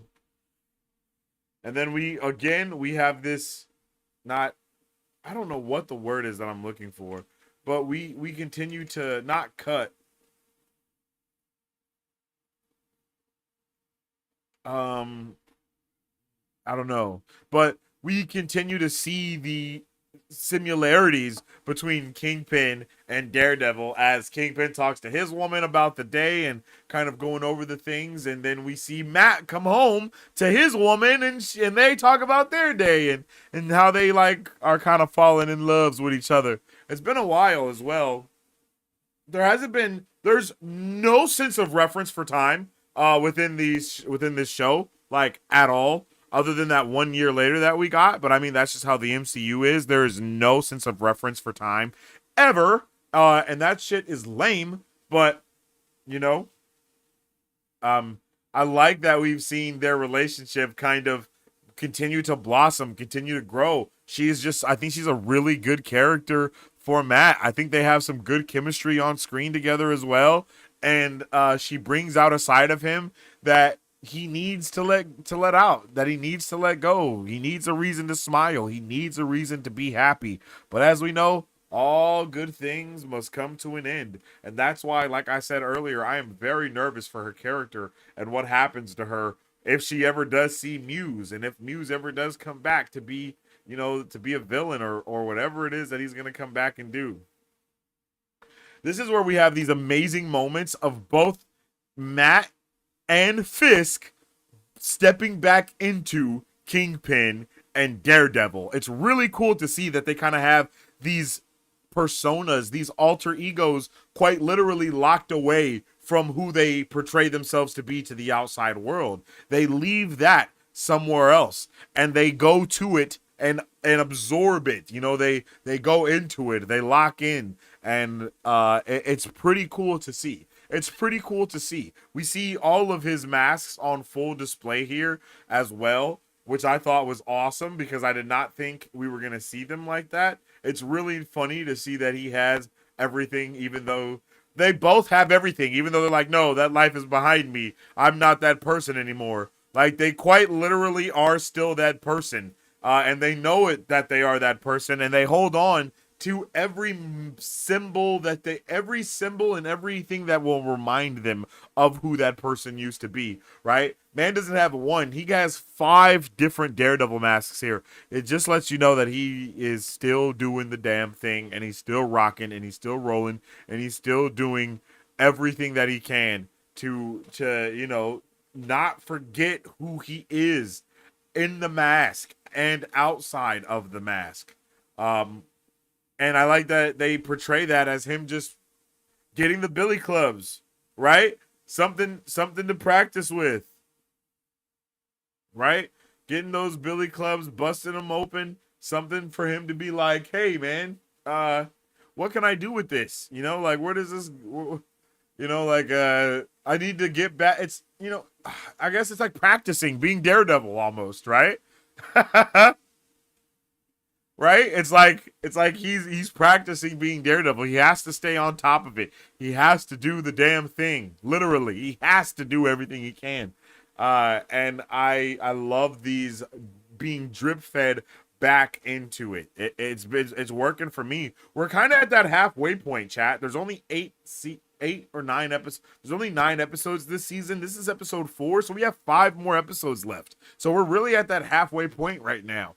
So I think it's well within the realm of possibility that next week we do see him finally don the mask again, right? And I saw someone else make a good comment earlier. I think it was Used Pencil, and he said, up until this point, Fisk had a full meal while he was sitting with Adam, as opposed to his small meals that we've seen him eat so far. And this is kind of going back to kind of what I'm saying as well, is them leading that double life, right? In public, in the face of everyone else, he's eating egg whites. He's eating egg whites. He's eating healthy. He's trying to slim down and all these other things. But in the privacy of when he's by himself, he's still eating big meals as much as he wants to. And he's still the same person, you know? That person is not gone. He is still him. It's just he does it maybe privately and not, you know, in the public. And the same with Matt, right? He does not go out and don the mask, but he's privately training, though, still. And it's so cool to see them have these places to be able to take off their cloak, to uncloak, to let that dark side out. In the seat with no one else having to be hurt, I guess, right? Again, just showing how different these characters are from each other, but they also share so many similarities, man. Like we being able to see Matt go ham with that thing is badass, bro. Like, we are gonna see him go full blown badassery with that, bro. And I'm so ready for it, man. And we also find out that Adam is straight locked up, and Fisk will not let him out. What a beautiful episode. What a wonderfully constructed episode, giving us all of those things that we need from start to finish to really bring us together and let us know these characters are doing all the damn things that they need to do and are going to continue doing the damn things. And that, ladies and gentlemen, has me excited, and I hope it has you excited too. But let me know all your thoughts, theories, and questions for Daredevil Born Again Season 1, Episode 4 in the comment section down below.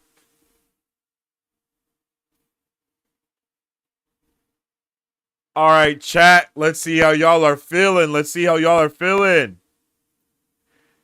I'm late watching now. Hey, shout out to you, Jamie. I appreciate you, man, coming through with the love, bro.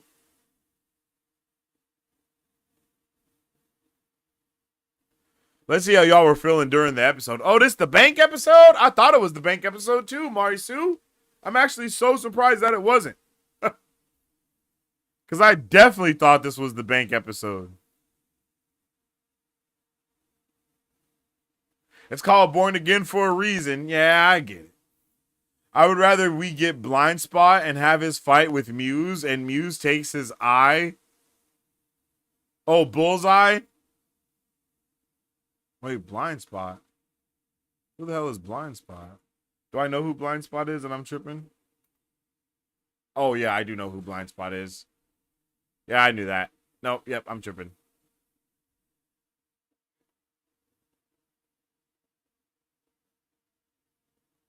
That would be crazy. He is the ill intent, for real, for real. I wonder where that Latvia angle is going. Mike Beasy, yo, Latvia and Latveria are not the same thing, right? I'm just trying to make sure that I'm not tripping, bro. Because I don't think that they're the same thing. But the way that things are kind of structured in the thing that I was reading, it kind of made it seem like they are the same thing, which is weird. Well, Vanessa is going to die. Oh, you think so? I don't think so. I don't think she's going to die. I think the therapist is going to die. Yeah, she is a great therapist, though. W Latvian. Prosecutor wants to bang. Yeah, she wants to get it done. Everybody trying to get it spicy with Matt Murdock. You feel me? I'm so fired up. Literally, they did a really good job in that one. Goddamn, D'Onofrio is big. Yeah, he is, and they do a good job with perspective in this season too. Like the perspective is all over with Kingpin, right? They do a wonderful job showing that he's like larger than life than everyone else.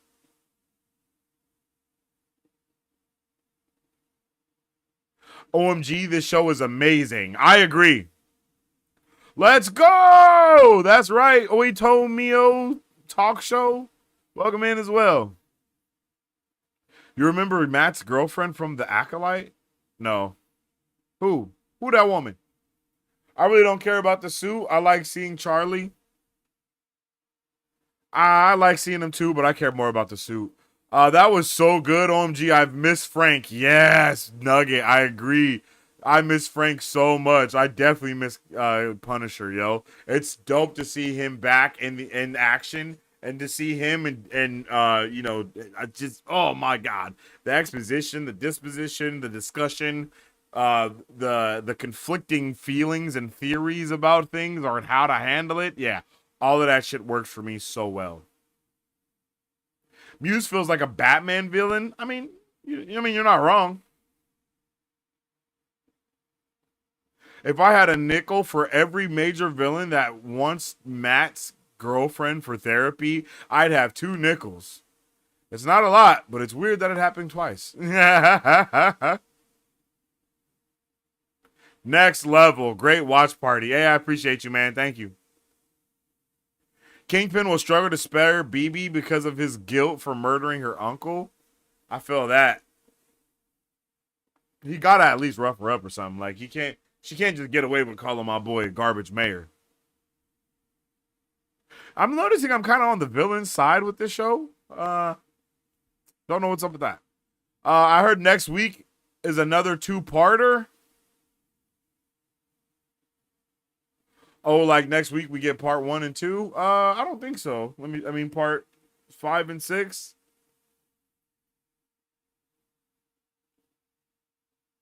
I remember people saying that episode 4 would be a good episode that everyone would love. And I mean, they're not wrong. But I also thought it was going to be a little more action-y because of them saying that. But I think it's just because that's when we get to see Matt and Kingpin on the screen again. Oh shit, you're right. Episodes 5 and 6 is a 2-episode release. Holy. Yo, W pencil. No, yeah, I'm looking at it right now. March 25th, episode 5 and 6 are going to be dropping, you guys. That is crazy. Holy shit, let's go. Let's go. Next week is going to be insane. Yeah, next week is going to be insane, you guys.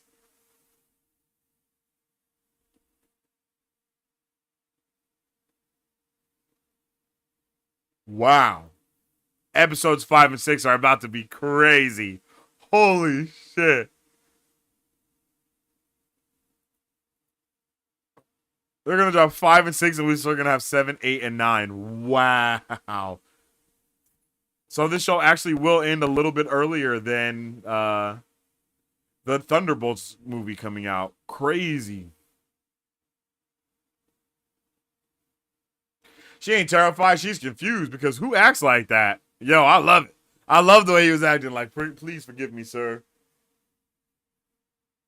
Again, it gives me those Victor vibes with Penguin. My one concern is we haven't seen much in the trailers beyond that scene. I hope we're not done with him. No, we're gonna definitely see more Punisher. And because we have seen him and Matt fight cops. I'm pretty sure that's another scene that we saw. So we still gotta wait for that episode. I'm pretty sure we'll see him in like 2 more episodes. Oh, let the man speak.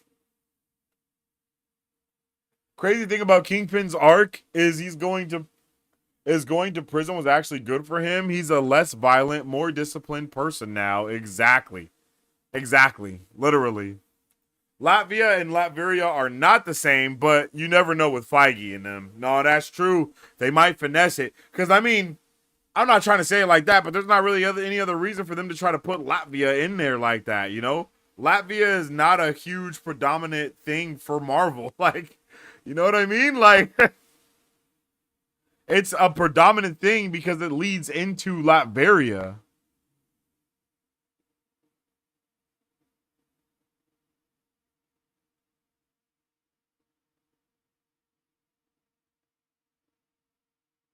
Yeah, I don't know. Latvia real, Latveria is fictional Marvel.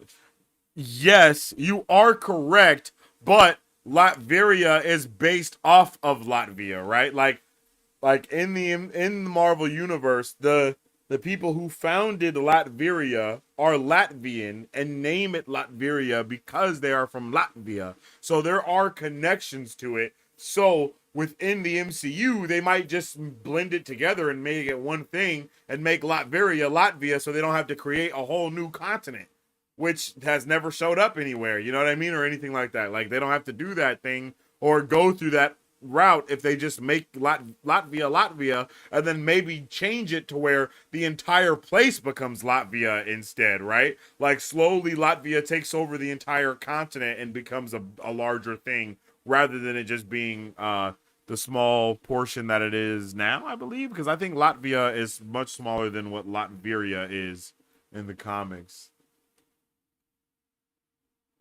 Latvia map and Latveria map.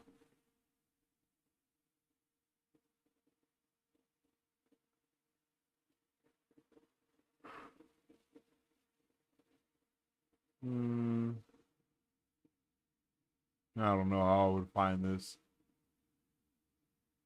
But yeah. I think that's something that they could do. Oh, you're right. You're right.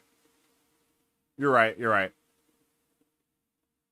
This episode made me cry. First episode to do that so far. Yeah. The beginning was really sad with the little girl, and then Frank and Matt's discussion was just also heartbreaking, yo. Like, that was super sad. The Balkan states are constantly in flux, so that's not impossible. And I mean, look at how much love they just got shown, right? Latvian Heritage Day and all these other things. Maybe after, I don't know, maybe after the Sokovia Accords and all that stuff, maybe it caused Latvia to be able to get more power or something, because I think Latvia and Sokovia are not far from each other.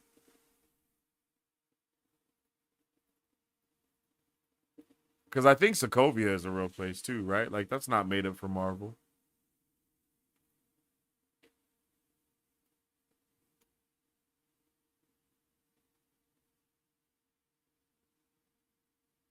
Oh, no, Sokovia is fake.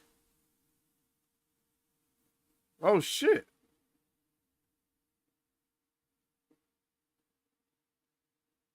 So is Sokovia...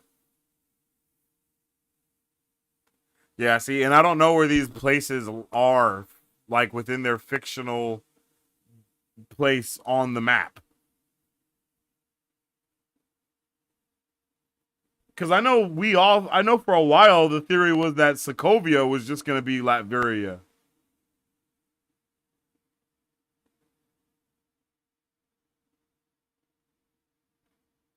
But now they got Latvia. Yo, this opens up so many questions. I'm not going to lie. This opens up a lot of questions as what can be going on here with these characters. And I'm very interested to know what... I'm interested. I'm very interested to know what the hell is going on here. Is that all we're getting for Frank, though? Nah, Horrid. Don't you worry your pretty little head, Horrid. We're going to get more Frank. Probably... Mike Beasley said we're probably going to get like 2 more episodes of Frank Castle. Next week is a 2-episode drop. So I would not be surprised if we see some more Castle there. I wouldn't be surprised if we go 3 episodes in a row, like bang, bang, bang, and that's a little Punisher arc right there. That would be fire for me. I would be pumped off of that. I'm not gonna lie to you. That would be freaking dope as hell. Oh, that would be so raw. So my thoughts for next week's episode are that I think next week's episodes are the bank episodes. Like, I really do. Like, I think next week is gonna be those episodes for sure. I think it's the bank stuff, and I think it's gonna be really a to be continued type thing. From they're gonna go into one into the next, right? Like, those two episodes are going to be cohesive with each other, and that's why they're probably gonna drop them at the same time. Not to mention, we also have to remember that this season is kind of split up with how it was shot. So I think like episode 1, I think episode 1 was a reshoot. Episodes 2, 3, and 4, I think those were from the previous thing. So that means maybe 5 and 6 are also from the reshoots. And maybe that's why they're being released together, so they can be a little bit more cohesive and add a little bit more stickiness to what's going on, you know?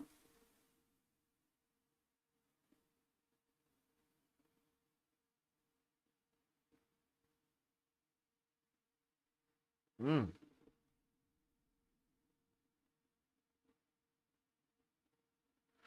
Do we know why 2 episodes? Is it a March Madness thing? I don't know if it's a March Madness thing. I think it's just what I was talking about, right? I think it's just them wanting to consolidate the way that those episodes are being released in order to really spin they want to construct the narrative of what's happening in the show as it's coming out. So putting certain episodes together definitely does that. I mean, look at how well it was done for your friendly neighborhood.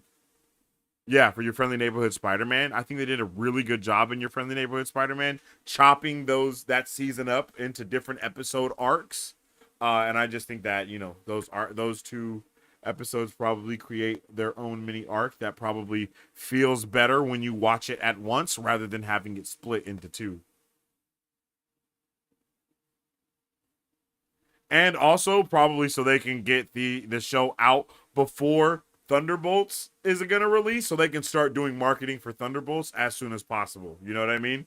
Like, they're going to ramp up the marketing for Thunderbolts right after Daredevil Born Again. So if they push the release up of Daredevil Born Again up a week, really 2 weeks, by consolidating 2 episodes together twice, then, you know, that means on the week after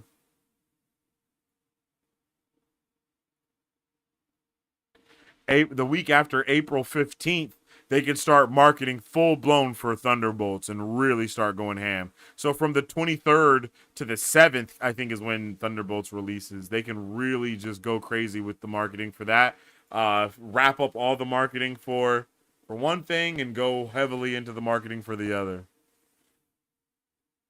Honestly, pretty smart.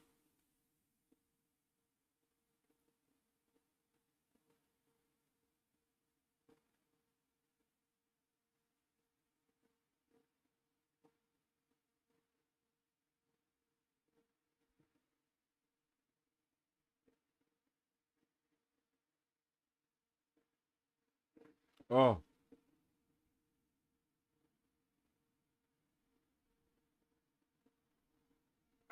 man, I don't know why I am so sore, yo. I've been super sore today, chat. But with all that being said, man, thank you all for tuning in for episode 4, our watch party for episode 4 of Daredevil Born Again. This show is freaking awesome. I cannot wait for next week where we will be able to continue our amazing nerdversation, talking about all of these amazing nerdy things, you guys, because it's been a really good time today, man. I love Daredevil Born Again. I do believe that this show has continued to get better and better with every episode. I have no idea where we end off with this, but the direction that we're heading in is 100% a good one. I absolutely thought today's was great, like from Daredevil to everything, literally, like from Daredevil to Kingpin to Daniel to even that small moment that we had with BB Urich. All of it was just really good. Really, really good. And it has me so excited. It just has me so excited. I don't know what the heck is going to go on with Daniel. I don't know where his character goes from here. But I hope I kind of hope he has a better redemption than our boy did in the Penguin, right? I don't think they're going to end up the same way, but it's not impossible. I think here we actually see Daniel become part of the team or become bro's right-hand man. And I'm all the way here for that. So next week is that 2-episode premiere, and that's going to be freaking litty sauce. So let me know all your guys' thoughts, theories, and questions in the comment section down below for Daredevil Born Again Season 1. And let me know what you guys think about next week's episodes that are going to be dropping here very soon. If you haven't already, make sure you drop a like and share on the stream because it helps out tremendously around these parts. And you can also follow us on social media at Marvel Bros to stay up to date with all things Marvel and everything pop culture. We're always posting the latest news, movie reviews, and everything else in between. And you can follow me on social media at Sensei Finito to stay up to date with all my thoughts, theories, and opinions on whatever particular thing I may be partaking in at that particular time. You feel me? So today has been a really nice and nerdy day as we've been talking about this next episode of Daredevil. And next week we will be nerding out and talking about the next episode of Daredevil yet again. So it's going to be a good time. And there's going to be 2 episodes. Crazy, yo. But I hope everybody has a fantastic rest of their day. As I always say, stay awesome, stay nerdy, and don't forget to stay marvelous. Excelsior. If you guys would like to support Marvel Bros, all you gotta do is visit our website at www.marvelbros.com and buy some merch. Represent the superfan. Or you can join our Patreon to get early access to content, patron-only scoops, giveaways, private Q&As, and those sacred watch parties. We appreciate you guys. We'll catch you on the next one. Excelsior. On today's pop culture news update.